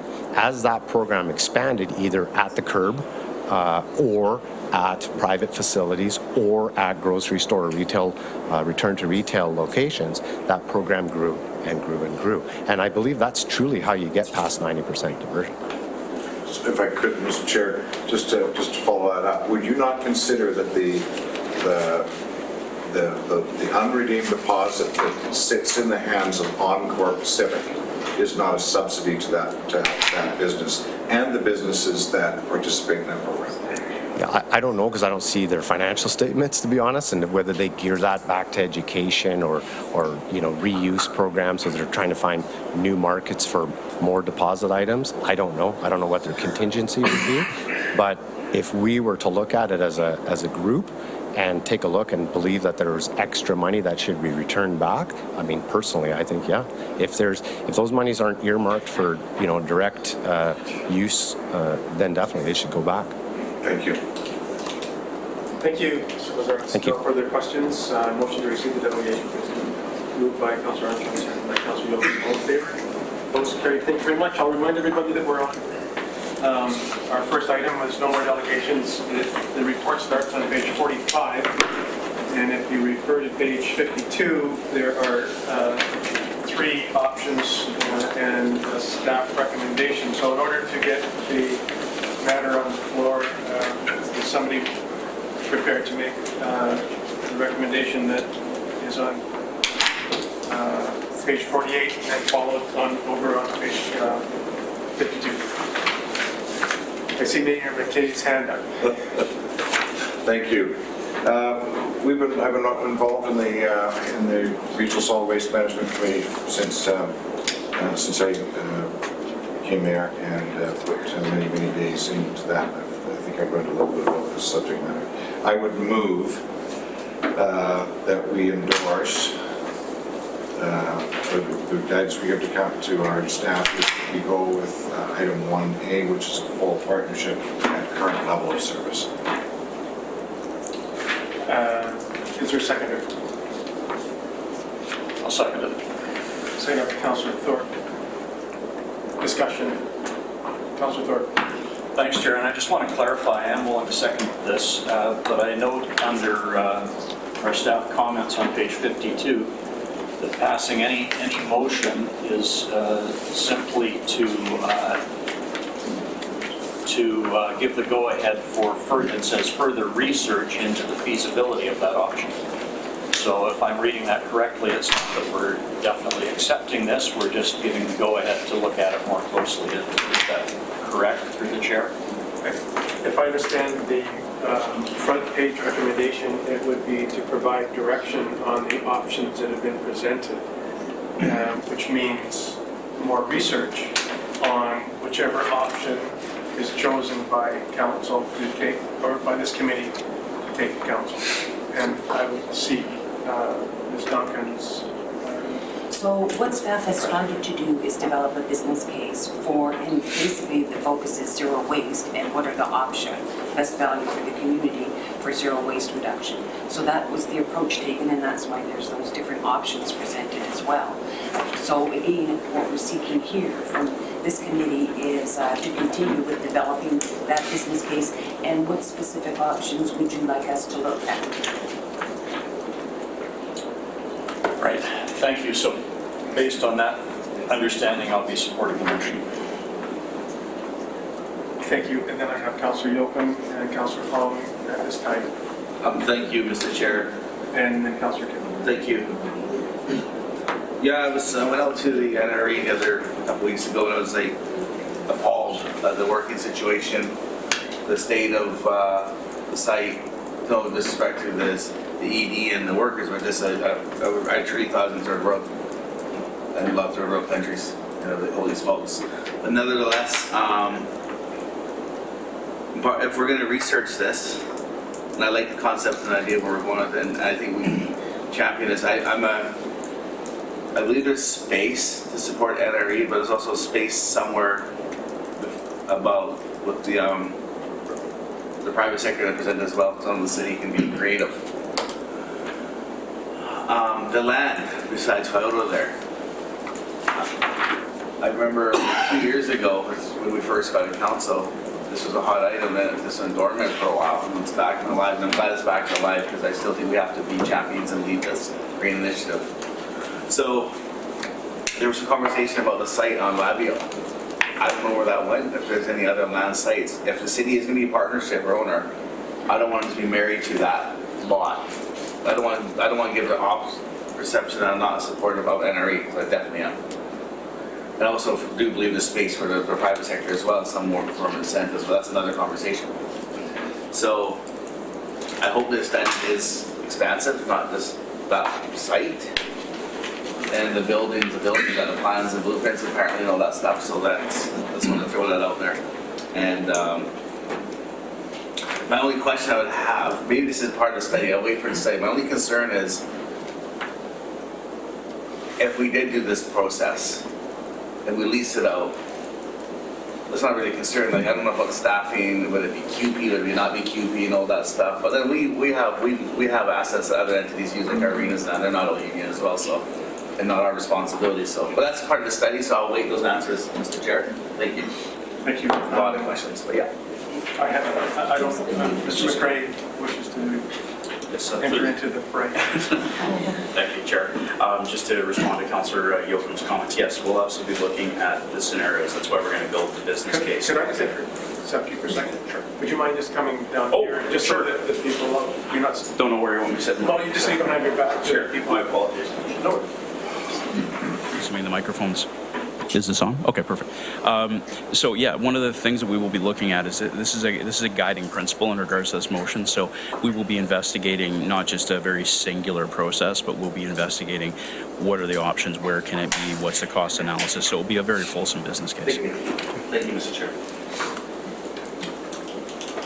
Thank you. And Ms. Duncan, I see One your last hand up. thing, so just again, the most fulsome business case we can develop, looking at different options, is likely going to provide you, council, with the best opportunities to make the best decision. Another thing is to bring that in as part of our next budget cycle, so that we look at this business case and the commitment, any commitments here in context with other priorities that council may have, or does have. Thank you. Councillor Hong, and then Councillor Kim. Thank you. I just need some questions answered. You're building a business case for who? For the city or for the NRE? We're building the business case for the city, because this is about what is the city's investment. Okay, so... And commitment. Follow on that. Is your business case going to include private? Because our bylaw does not allow us to support private corporations. The business case would be framed as the focus is zero waste reduction. So what is the city's commitment to that, and what is the city's strategy for zero waste commitment, whether it's investment in NRE or in other facilities or other strategies? But again, my question follows through is we do not allow partnership with private corporations. Like we can't give money to private people because that's what we've been told over and over and over again. So you're building a business case for a non-profit.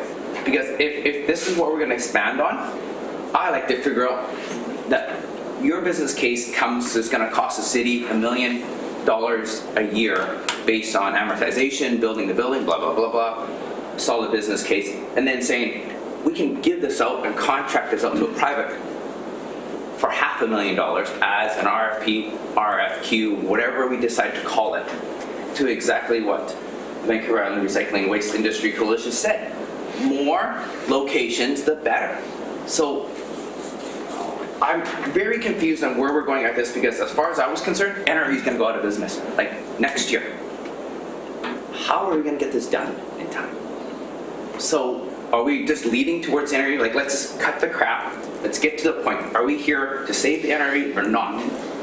Because that's what I like to discuss.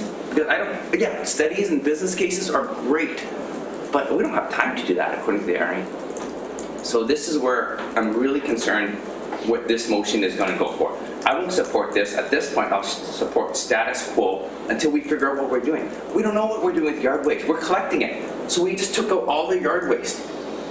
And their money, like I still like some clarification on this because apparently it's $45,000 a year that they make on revenue. So if we take all yard waste, if now it gets a grinder, as Charlotte has said, and they don't get any of that, so they just lost another $45,000. Was that part of the business case of their money, the revenue that they would have?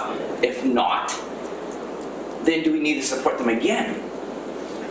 So, and then if we're going to build a building, how is that fair that we don't build it to market value and rent to market value? Because we have the exact same problem right now with the farmers market. We're saying, no, we're not going to build or give you the land because you're going to rent it out for market value and you're a nonprofit.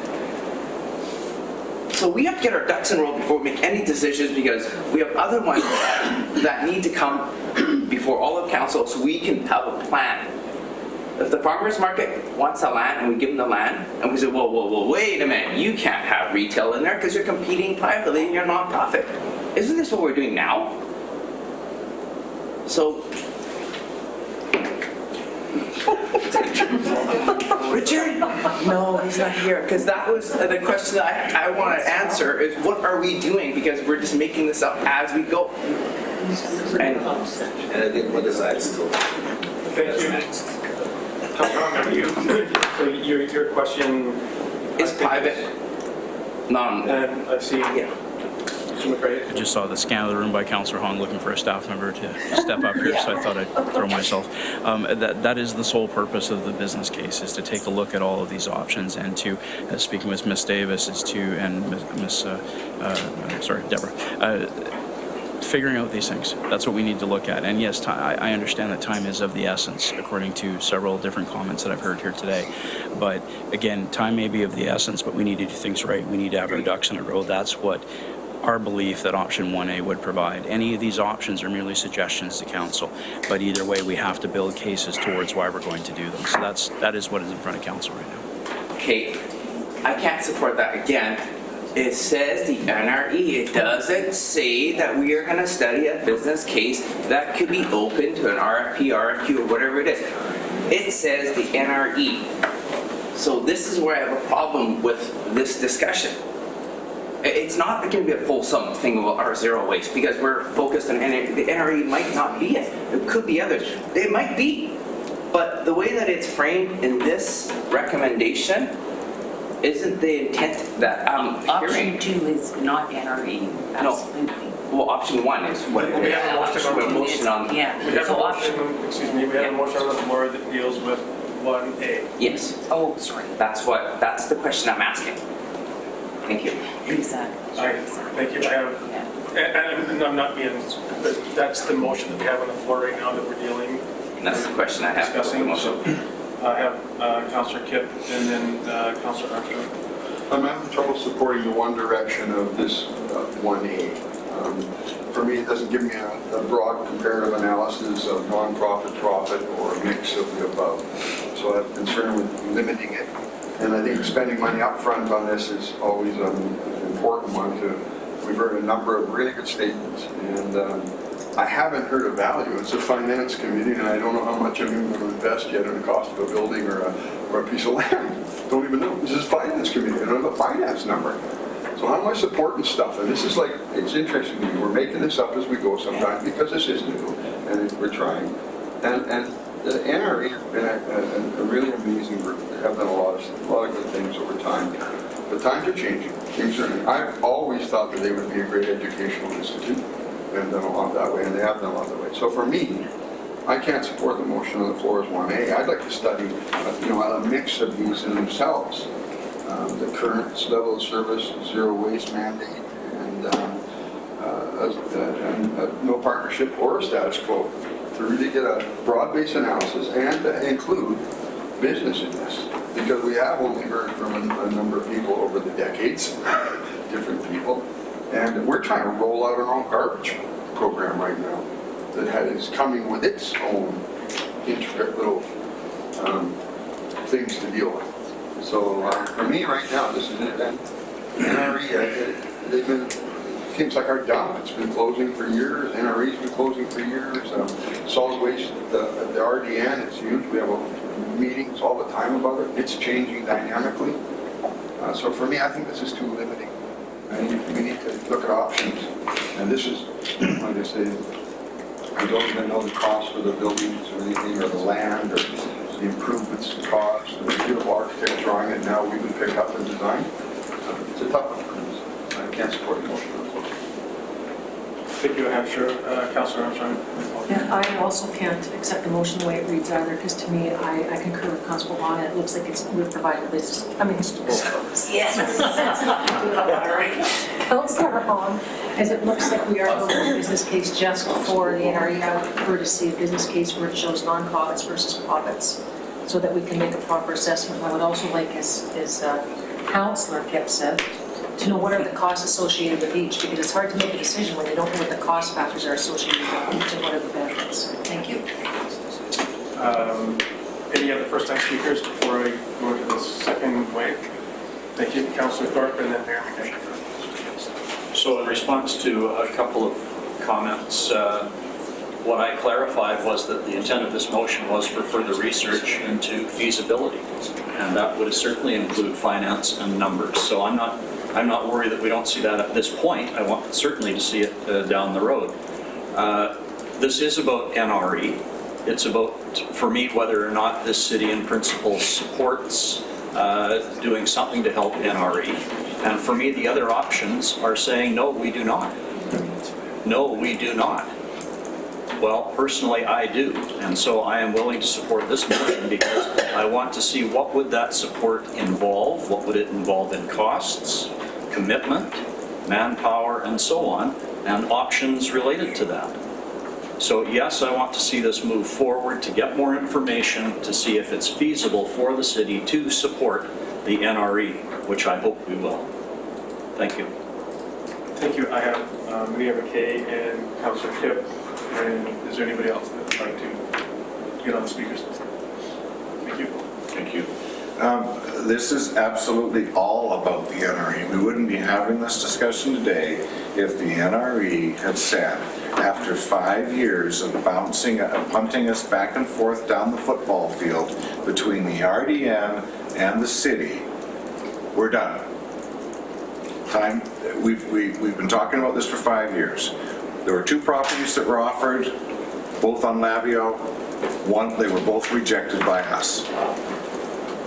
So this is the property that they have. Anything other than 1A kills the NRE. I'm not prepared to kill the NRE. It's far too important to our community. It does far too much work for the little money that we give them. It's time we stepped up to the plate and we supported we support our mandates with our wallets with respect to recycling in this community. When MMBC came along, they said the dynamics are changing. Right now you run your own program. You pick up at the curb, your contractor runs a small MRF in town, They get to sell the product.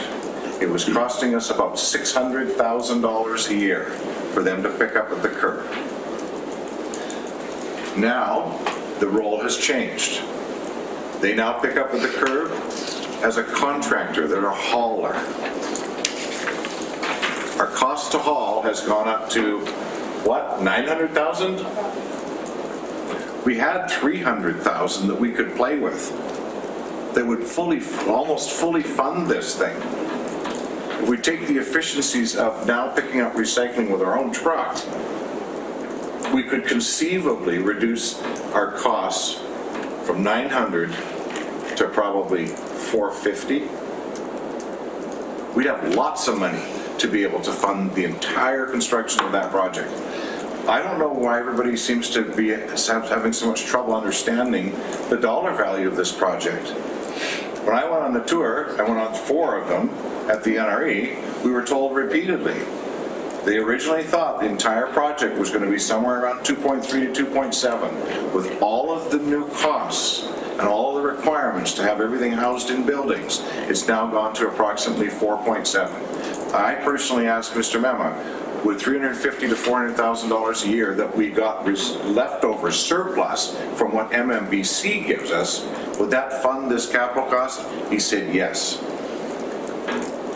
That's where we get the money from. Anyway, anything other than 1A, you're killing the NRE. In one fell swoop, here today. I have Councillor Kipp, I have Councillor Yocum, and I have Councillor Brandon.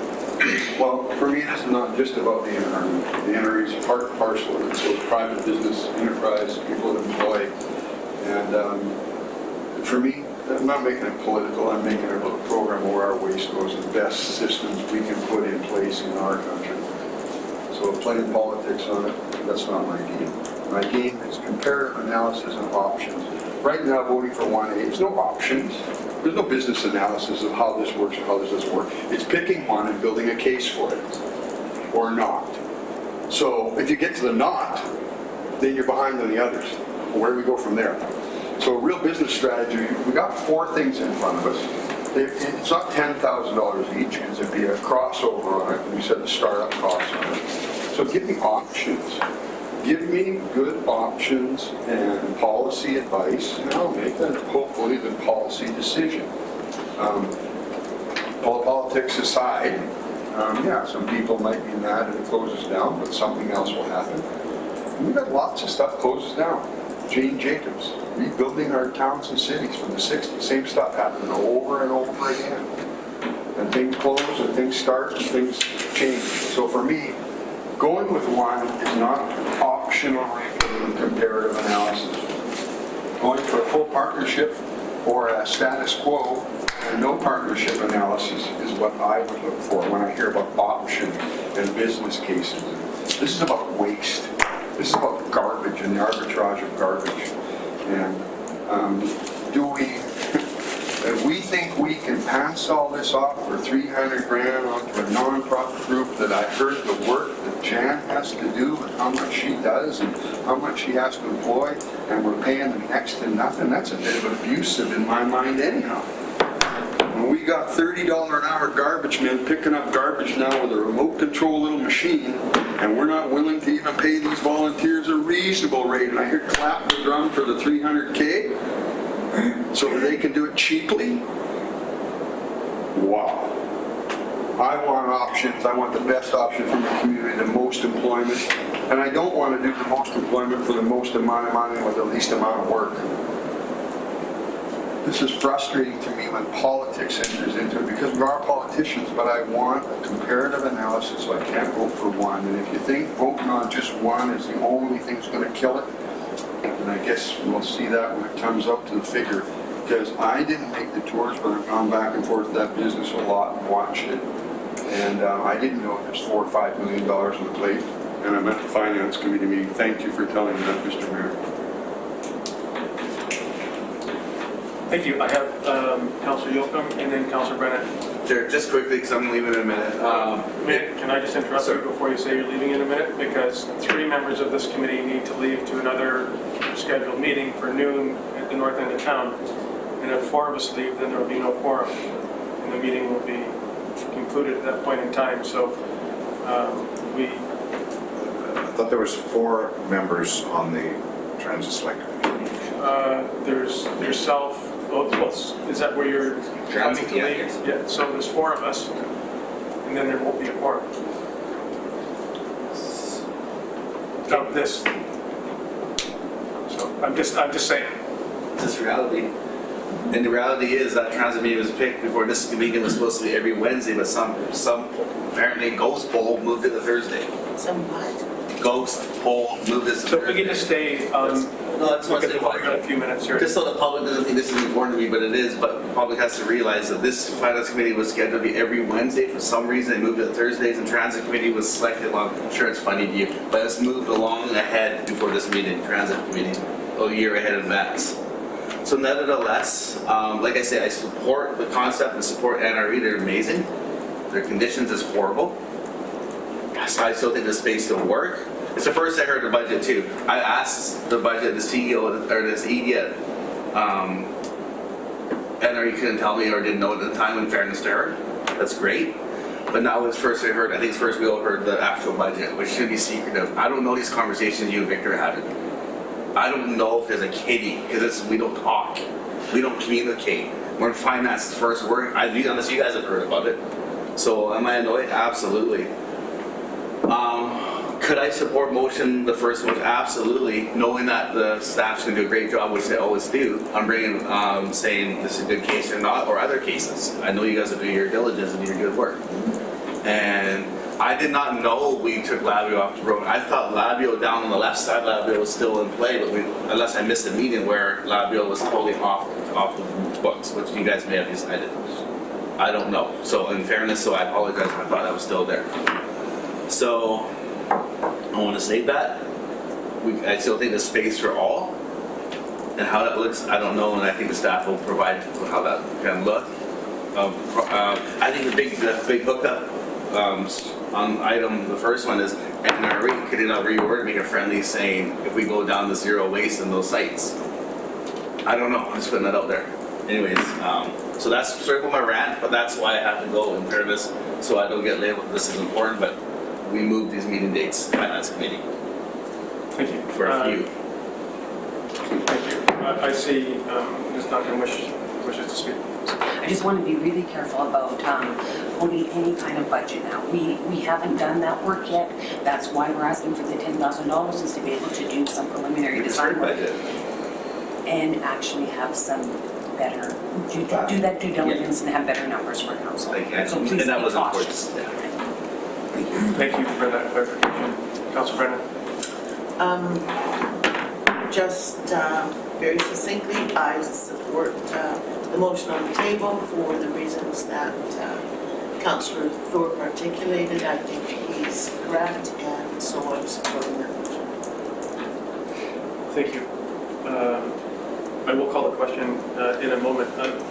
I haven't spoken yet, and I just wanted to indicate that I find that 1A or 1B are extremely prescriptive and not entirely holistic in terms, because if staff takes the direction of the motion as it's worded, nothing will be added or otherwise. It'll be city provides land and building, leases back to NRE, NRE operates using their current business model. So the $10,000 application of the study would be specific to 1A, not, I don't think, and I don't know, but it doesn't cover it in the motion status quo. It doesn't cover no partnership. It doesn't cover 1B. And I think to Councillor Thorpe said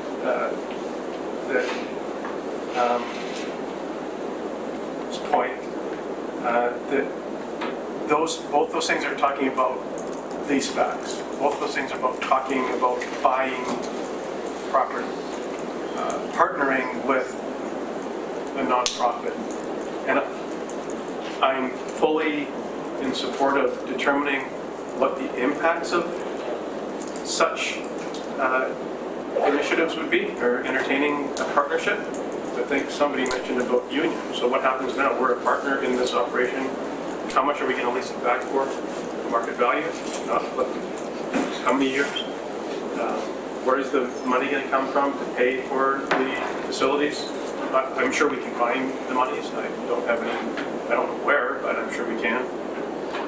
So the amount of time, now we go into a timing point of view.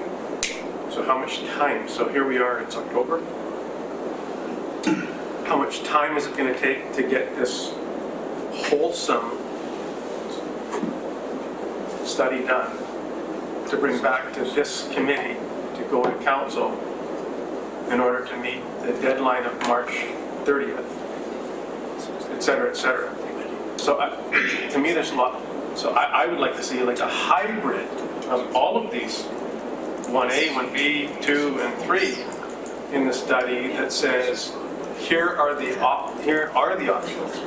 And if Lagio still, I don't recall, and I could be very wrong, that there was a literal formal presentation that we deliberated on about turning a piece of our public property into the NRE site. I know we had conversations, and it was anecdotal, and it was, hey, what about? But I don't ever recall it coming to a table where we actually put it on the floor to vote on it. We did. Okay. So I take that back. I'm not trying to. And another comment that was made, which it seems to me, we did approve take yard waste for our new garbage collection, which is going to be in direct competition with one of the only 2 funding sources, revenue streams, of NRE. And at that time, when it was being promoted that we take, since we've got the vehicles and all the stuff that are going to be able to do it, and why don't we? Sure, sounds like a grand idea. And now we're going to take that revenue stream away, which is the highest return for the NRE, from residential curbside pickup. So I think there's a whole lot that needs to be, and I'm just concerned about how much time we have or don't have, and how prescriptive 1A is. And because 1A is as prescriptive as it is, and not all-encompassing to my mind, then I can't support it on that basis, although I support NRE. So it's a challenge for me. So I will call, I'm going to read this out in its entirety, and then I'll call the question. So we're all, sorry, I don't see behind me, my phone. So everybody's okay with the motion as it's a long one. 1A is a long one, so. We can make an amendment to it? Well, on the floor right now is this motion. So I prefer that we deal with this motion, and maybe something else will come depending on the outcome. We're all good? I'll call the question. All in favor? See Councillors Thorpe, McKay, Brennan, Yocum in favor. Opposed? No opposed? And as it's written, the motion is defeated. Do we have alternate direction, Mr. Chair?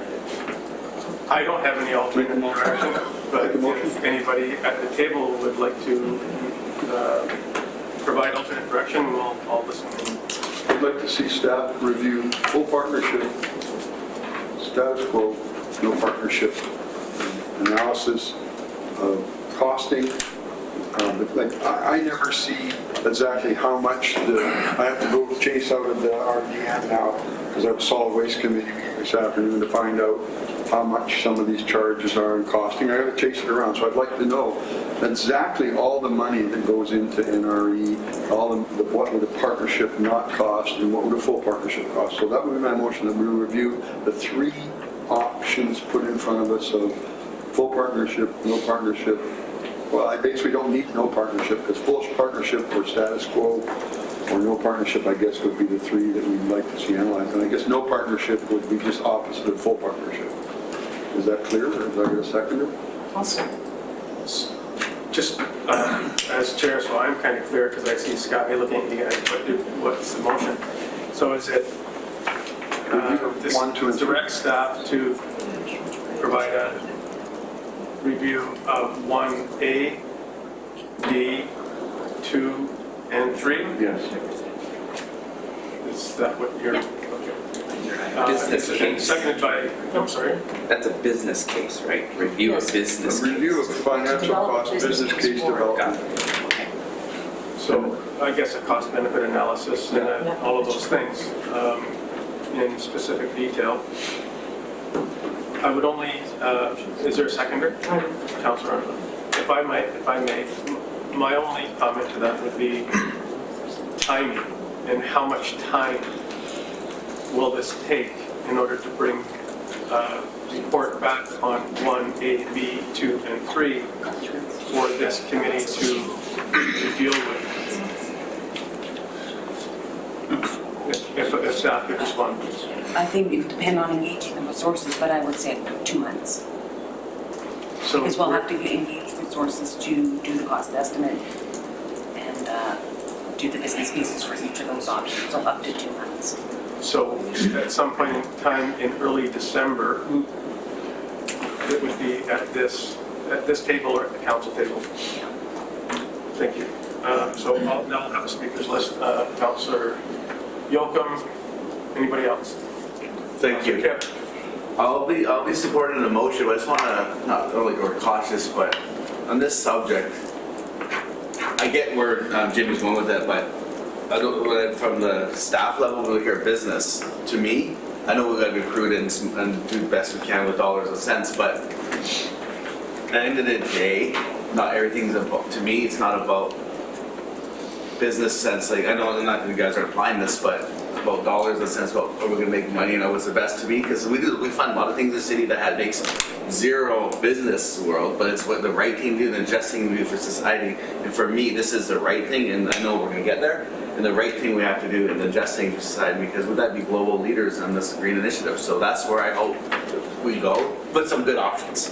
But what I think we're all trying to get at. So I just want to share that from the language a little bit. Thank you. If that made sense. Thank you, Councillor Kip. This has been on the books for a number of years. The concerns have been coming for a long time. And I hate to say that we probably should take very quickly, because all those facts and figures should be there. And we should have had some of these cases, like, I guess I'm a little disappointed that we have to get to this point where staff has to ask us to make a decision on an open-ended thing that we don't know cost something on. And some of our staff and our council was ready to just go ahead with something without the facts and figures because of a feeling, because it feels like it's the best thing to do, and it's a feel-good thing. And so that's why I'm pushing this. I not only want the feel-good, I want the factual, right information to hit the table, not just my feelings. Thank you. Councillor Thorpe. Thank you, Chair. I'd just like to second the comments that Councillor Yoakum made, that when staff comes back with this information, and I realize we're asking a lot from them in a short time frame, but it's about more than just the numbers, and I hope that there will be some type of SWOT analysis which involves the social aspects of these options. Thank you. Thank you. I don't see any speakers. Scott, can you just please read the motion, please? That the Finance and Audit Committee directs staff to provide a full review of options 1A, 1B, 2, and 3. Would anybody like to have within a prescribed period? Or is that, It's possible within 60 days. Is it fair to say at the very earliest? Because if this is a priority, which I'm hearing that it certainly is, not only just, but for everybody, that we need to move this as swiftly as possible.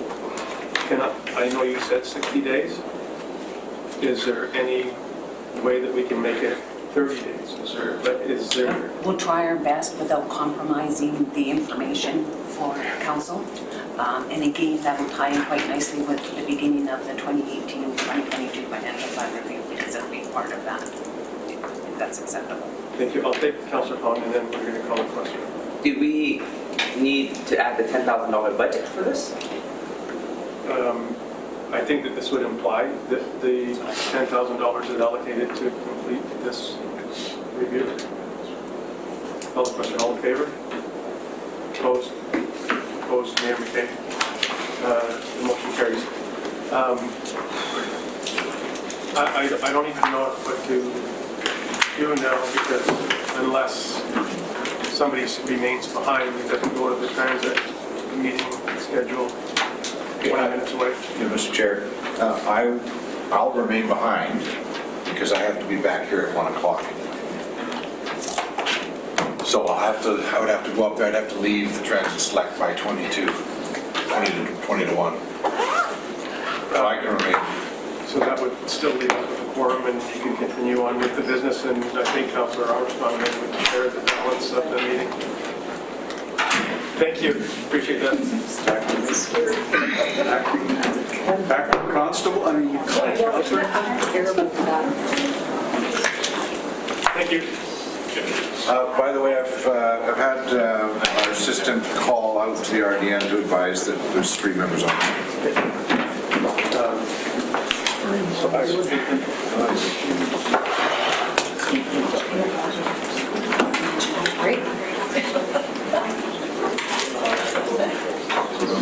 Okay, can I make coffee now? It's okay with me. Well, you shut it off last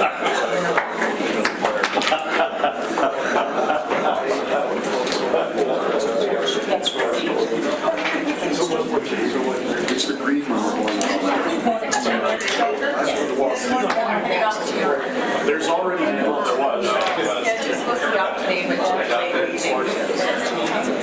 her husband does practice.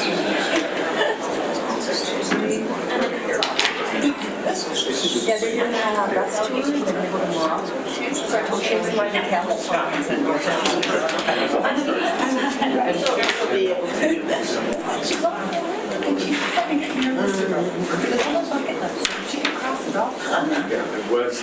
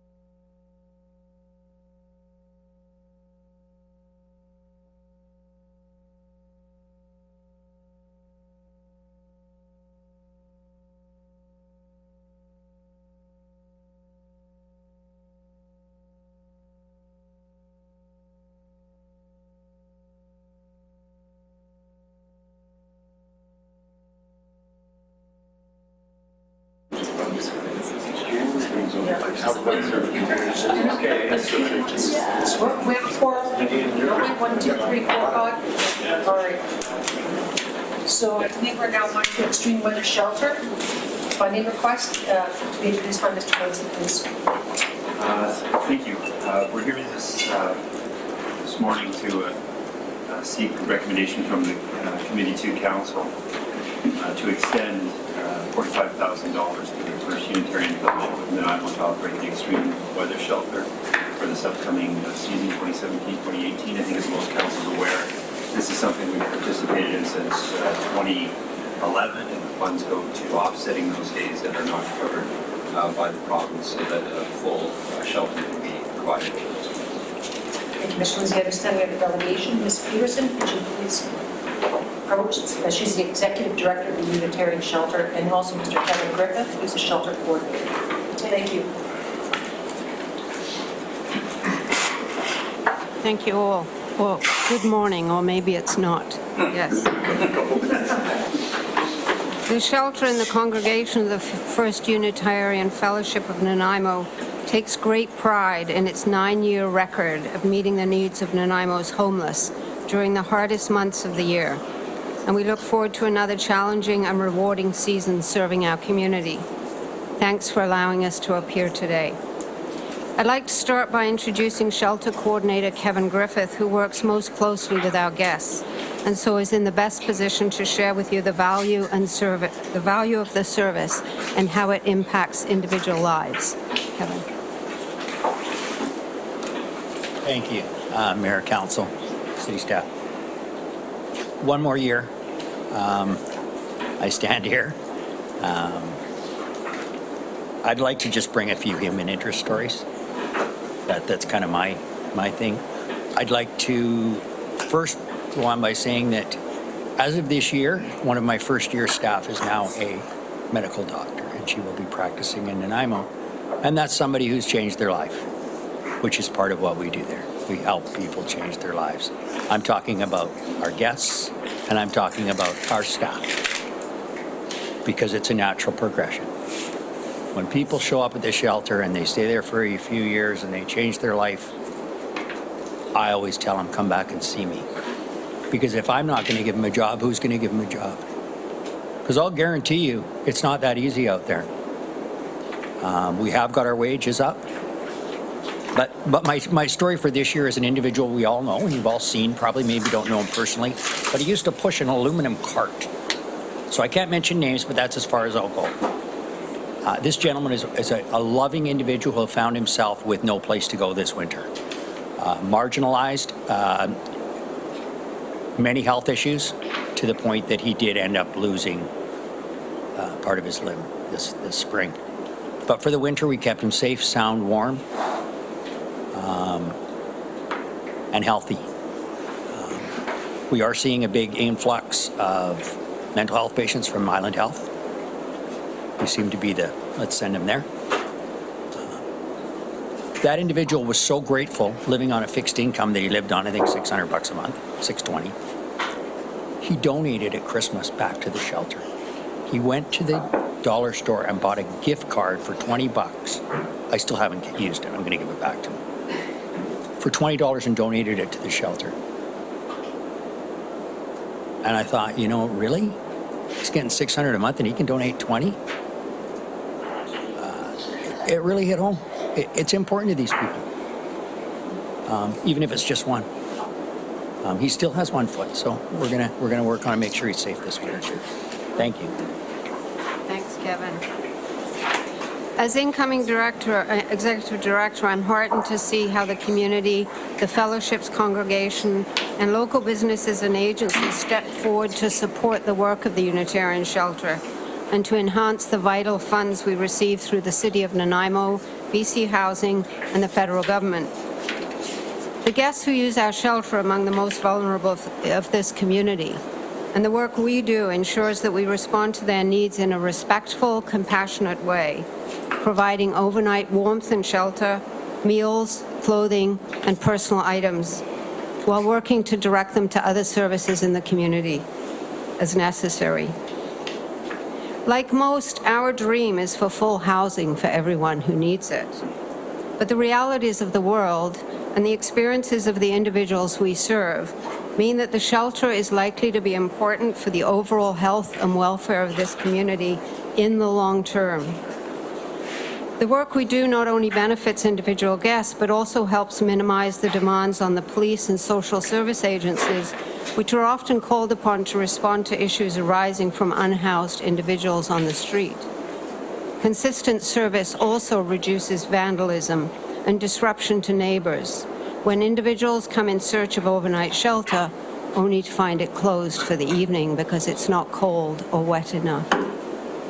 A request from the City of Nanaimo initiated the early work of the Unitarian Shelter, and 10 years later we continue to benefit from the expertise of city staff, such as John Horn, along with financial support. Together we can ensure that the shelter provides a low-barrier, clean, safe, overnight environment for guests 7 nights a week for 5 nights of the year, for 5 months, months of the year. While funding from the BC Ministry of Housing is vital in accommodating guests during extreme weather, the importance and value of the City of Nanaimo support can't be overstated as we strive to offer consistent access and level of service to our vulnerable clients every night of the hardest months of the year. It also reflects the compassionate nature of civic life. This year's funding request represents the goal of providing 30 beds a night for shelter guests for 50 non-extreme weather nights of the season at a cost to the city of $900 a night. I'm not very good at math, but I could figure out that that was just $30 a night per guest. Wouldn't it be nice if we could accurately predict the weather, but we can't. So we appreciate the option of applying for additional funding if non-extreme weather nights exceed the budgeted 50. A significant focus of our work this year is to pursue additional and new funding sources. Our goal in 2017-18 is to increase the shelter's donor funder rate base by 25%. This will not only yield additional funds, but it also builds a wider network of relationships so vital to generating ongoing and sustainable financial and in-kind support. We often talk about marginalized people as having fallen through the cracks. Our goal at the Unitarian Shelter is to ensure that the homeless of our city have somewhere safe to fall during the hardest months of the year when the streets are cold, wet, inhospitable, and unsafe. We have provided a brief fact sheet to offer more information about the work we do, how we do it, who benefits, and who supports it. And of course, Kevin and I will be most happy to answer any questions you might have if we're able right now, and to follow up with any questions or concerns you might wish to leave us with. Thank you for your time today. We'll just wait. Any questions? Councillor Thorpe? Thank you, Chair. I'll be brief. I just wanted to, through the Chair, thank you both for coming today. Appreciate your patience as we did change the order of our agenda. And I really do want to thank you both for the work that you do. It's just so valuable, in my opinion, to our community, and I'm sure that I would share that thought. I'm pleased to hear that you're pursuing other funding sources. I guess I shouldn't be surprised, but I was a little bit surprised to read here that your clients were up by 20% this past year over other years. Did I read that? I think that's the right, yeah, that's the number. Wow. So again, thank you for the work you do, and I'll certainly be supporting city support for your efforts. Thank you. Mayor McKay? Thank you. Last year, we, based on best information that we had, we supported a motion that we put in we provide shelter for youth. Mm-hmm. And that was a fairly expensive proposition when you consider the usage.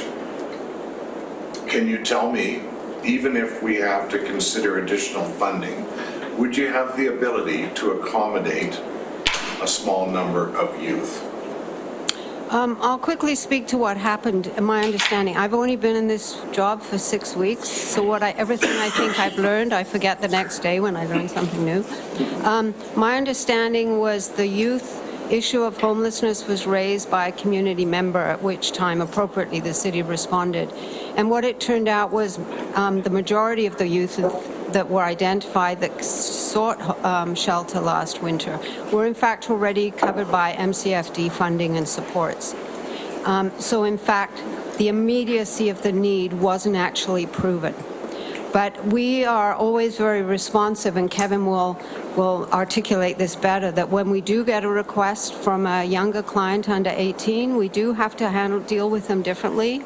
The request has often come either from or we have to refer to the MCFD.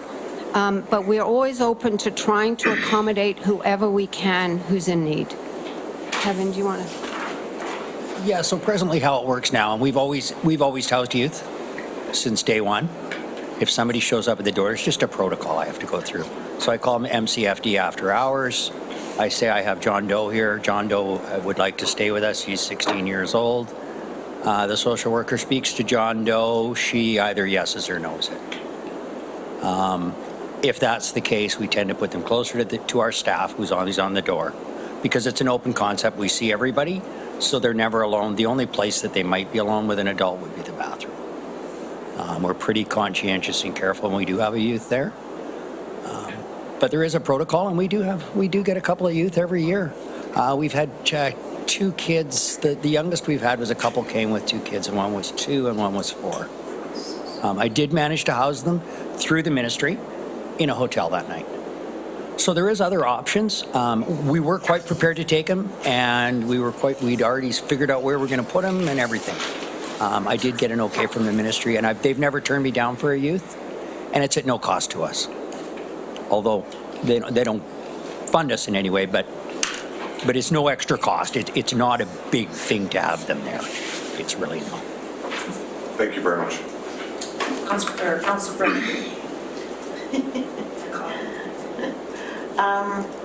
I want to thank you for the work that you do, and the stories that you bring to us are discouraging and encouraging at the same time. I think what's impressive in all the years that you've been doing this is you have been right across the street from an elementary school, and you have managed to maintain a safe place for both sides of the road. And that's impressive, and I think that clearly shows the caliber of work you do. So thank you for that, and of course I support the additional funds. Can I just respond to that for a moment? We do, or Kevin, I mean, I've only just started, but we work very hard in the neighborhood, not only to ensure the safety of children across the street, but to make sure retail outlets near us, in fact, many support us, that our clientele isn't impacting them negatively. We work with neighbors if there are any issues that arise. So we're very cognizant of our place in the community, our place in the neighborhood, and any impacts we might have, and try to work so that it's a good fit for everyone. You're a model in the community for sure. Councilor Kidd. Thank you very much. Excellent service. It was 2 years that you operated before the school even really knew it. Some of the people even knew it was there, and no problem in that. The protocols on cold and wet and stormy days, I have gone by the shelters in the mornings and that and looked and see, because I live right near the shelter. If it's a snowy, wet day, 7 o'clock on a Sunday morning, people still have to go out. They do. How can we fix that one? Because I know last year a couple, and Kevin and I were with our street store, were giving up clothes during the cold weather. How can we fix that, especially on a weekend of that? Because it was a horrible, there's a couple of horrible, we had 10 snowfalls this last winter, and there was a couple of horrible days, and your mandate makes you get them, they're all nice and dry, and then you got to shoot them out the door. Of course, you keep their clothes and you dry stuff for them and that. But how can we fix that? Is there an emergency protocol? I have looked at that, and I've thought about that, and that's great on a Sunday or a Saturday. It tends to be problematic when schools are open. We do have clients that are mandated by the courts that they can't be around now. I gotta say, the RCMP in our town has been very understanding about that. You're here, you leave in the morning at 7 o'clock.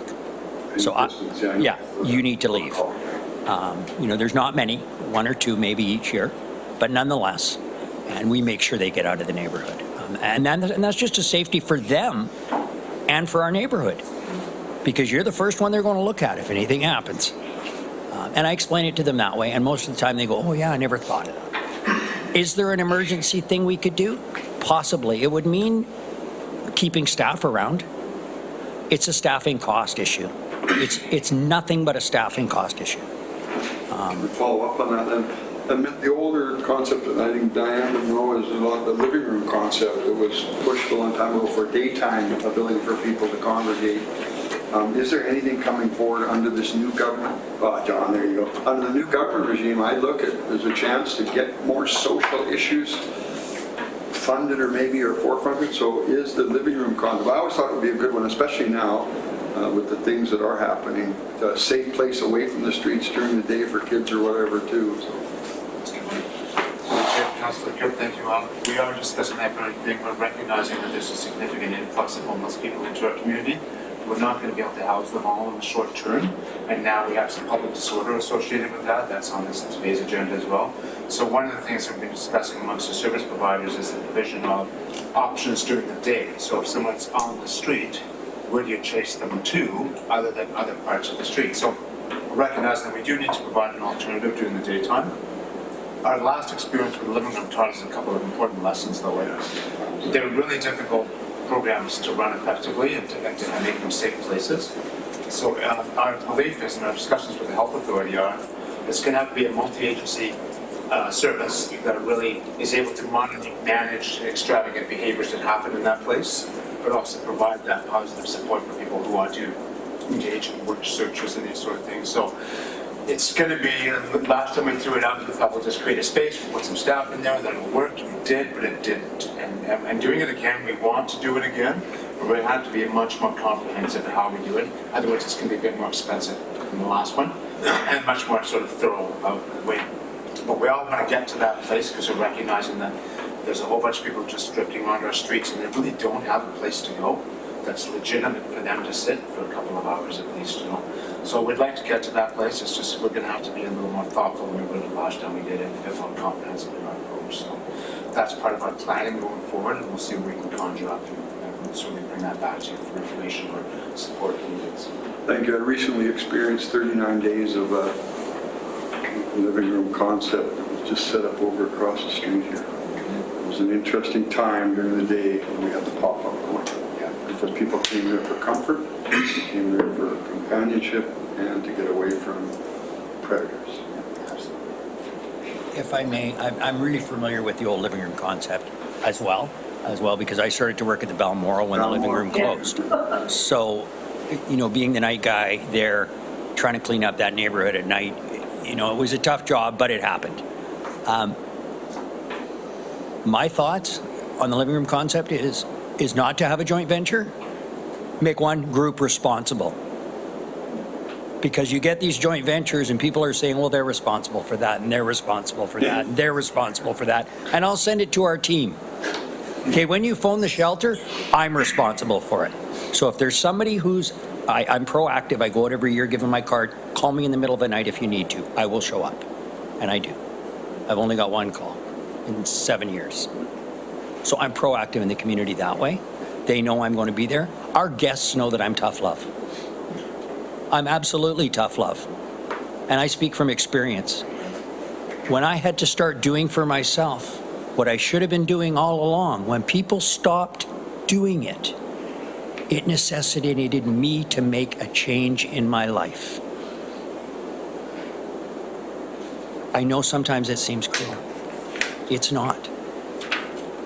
I have people working for me who we're aware of, who were some of the worst on the street. One gal in particular, phenomenal employee, turned her life absolutely, completely around, and I give her nothing but tough love, but I always had a hug for her. So I really want to caution on the living room idea. No one will be responsible. And that's my worry about anything like that. Let's be responsible for those things we do. That's all. I'm responsible for my own living room. There you go. Yeah. So Thank you. Kevin. Thank you for your insights. I'm sure. Thank you all. Any other questions for the delegation? Thank you very much. Move receipt of delegation. I'm going to move that we receive the delegation. Councilor Brown, seconded by Councilor. Oh my God, Councilor Kemp, you've got corporal. All in favor? Opposed? Thank you. Seeing none, carries. Move the So now, motion. no. Now, go ahead. Move the motion. Model. Motion is moved by Councilor Kemp and seconded by Councilor Thorpe. All in favor? Oh, I see. I thought you were going to get me. Opposed? Thank you. Motion carries. Moving on to Mcnab, Richard Hardy. Is somebody speaking for him? Thank you.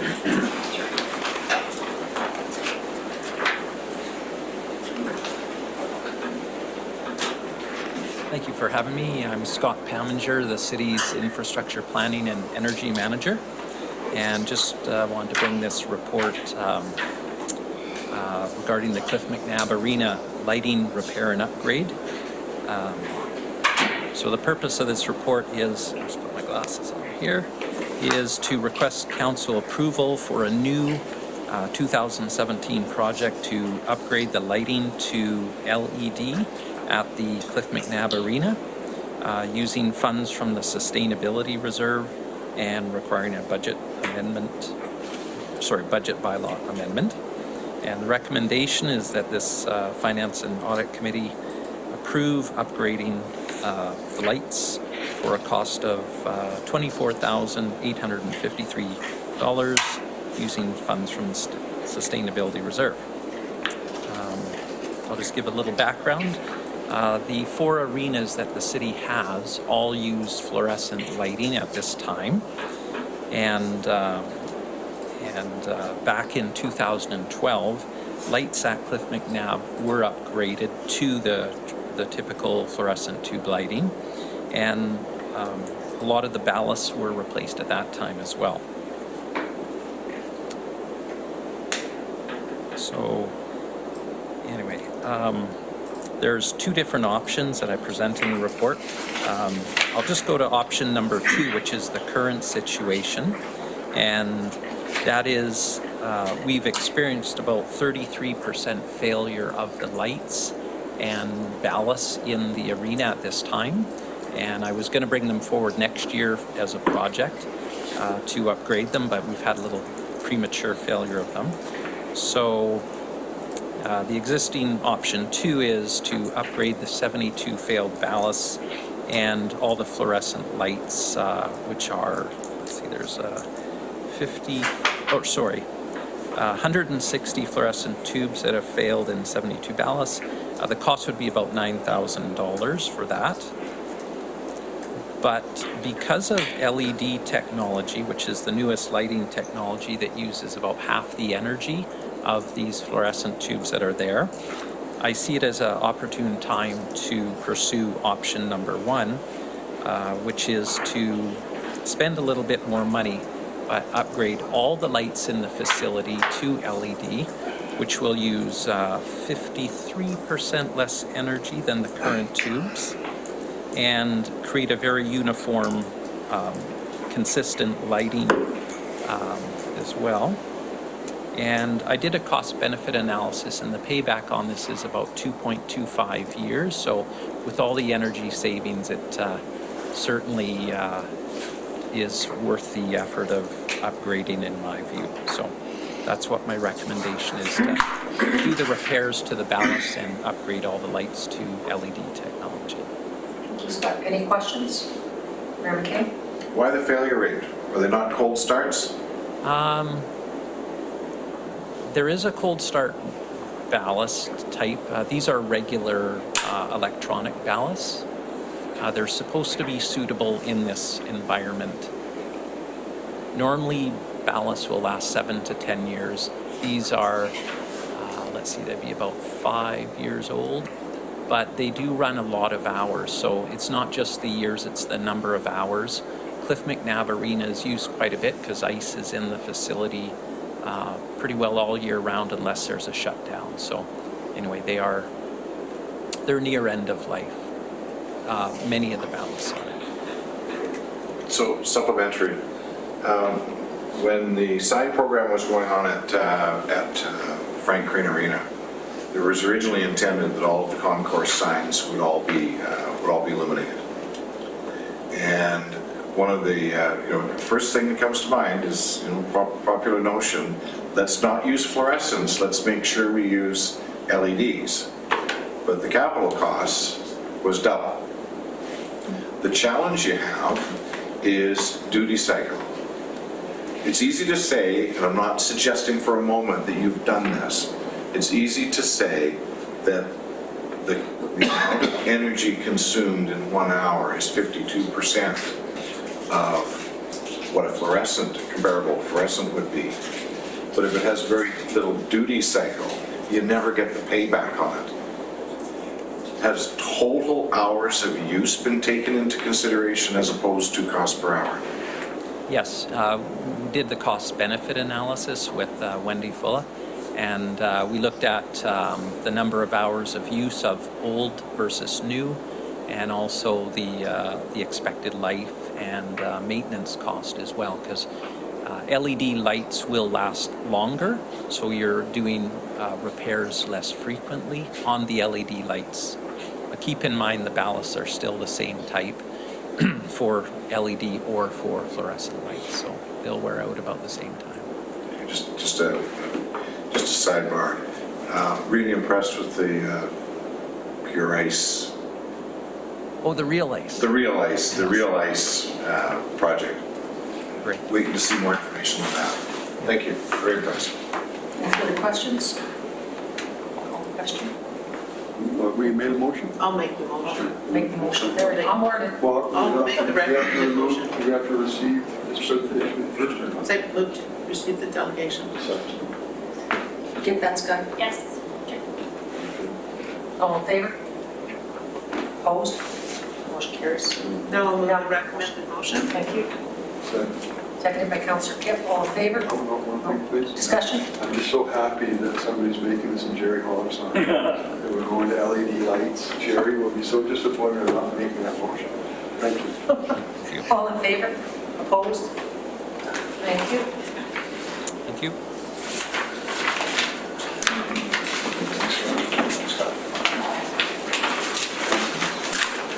Okay, council expenses for 6 months ending 2017 to be produced by Deborah Duncan. Not now. So we have, yes, Wendy Fulla. So we have for the Finance and Audit Committee, we'd like them to receive the council expenses to the end of quarter 2, taking us to June 30th, 2017. And we do have Ms. Slater here if anyone has any questions regarding the expenses. Questions first? Seeing none, Councillor Bigley. I'll move the recommendation. Recommendation moved by Councillor Thorpe, seconded by Councillor Brennan. All in favor? Opposed? Motion carries. We go to D, introduced by Brad McCray, it's update on response to social issues.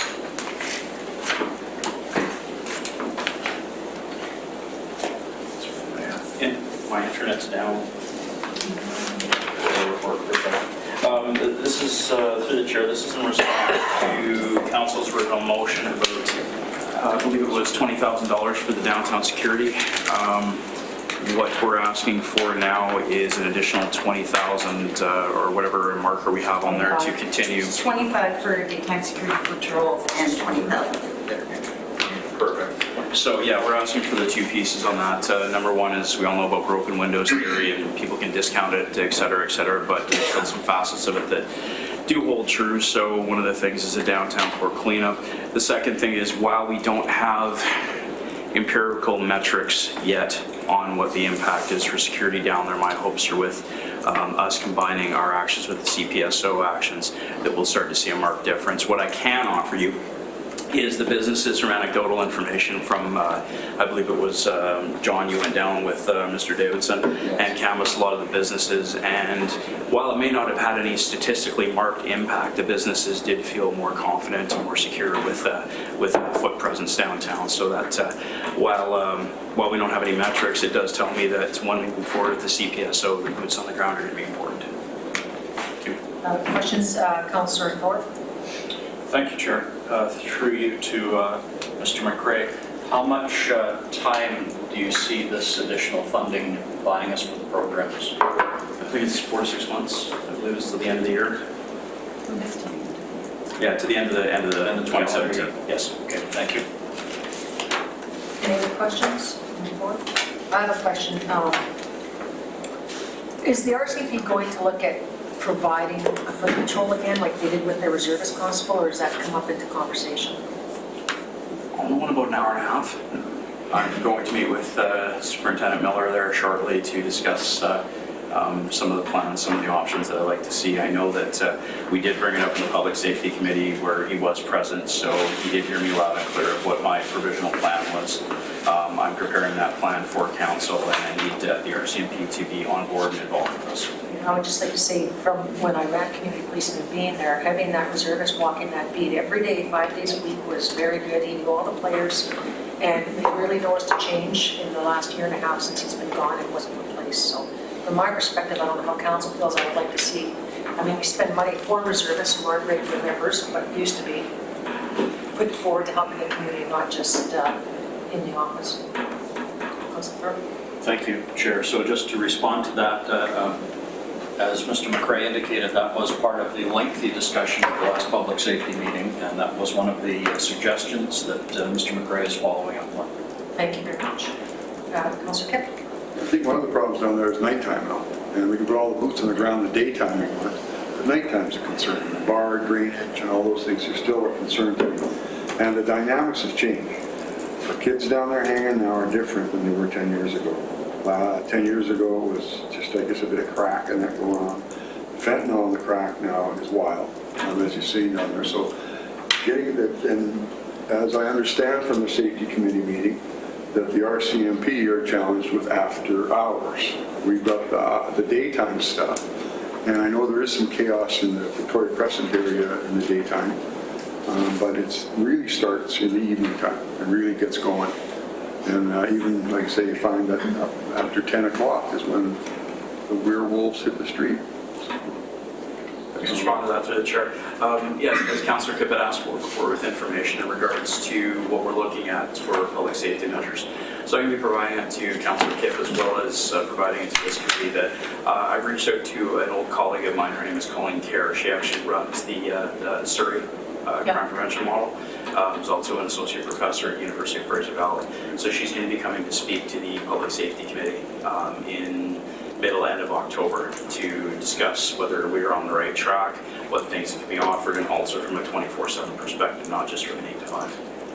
Thank you. Any other questions, Council? Have somebody make a motion? Motion made by Councillor Thorpe. Thanks, Chair. I'd like to actually read it if you don't mind in this case, and that is that the Finance and Audit Committee recommend that Council approve an additional $25,000 to continue with the daytime security patrols and a further $20,000 for the litter pickup program. Seconder? Mayor McKay, all in favor? Opposed? None. Carries. And now we're at other business. There is none. Any question period? Question period? There is none. Somebody make a motion for adjournment? Move to adjourn. Move to adjourn. All in favor? Thank you. Opposed? Excuse me, I oppose. You don't love this chair. No, I don't. I don't know what I'm doing. Thank you all for your patience and help. Good job. Good job.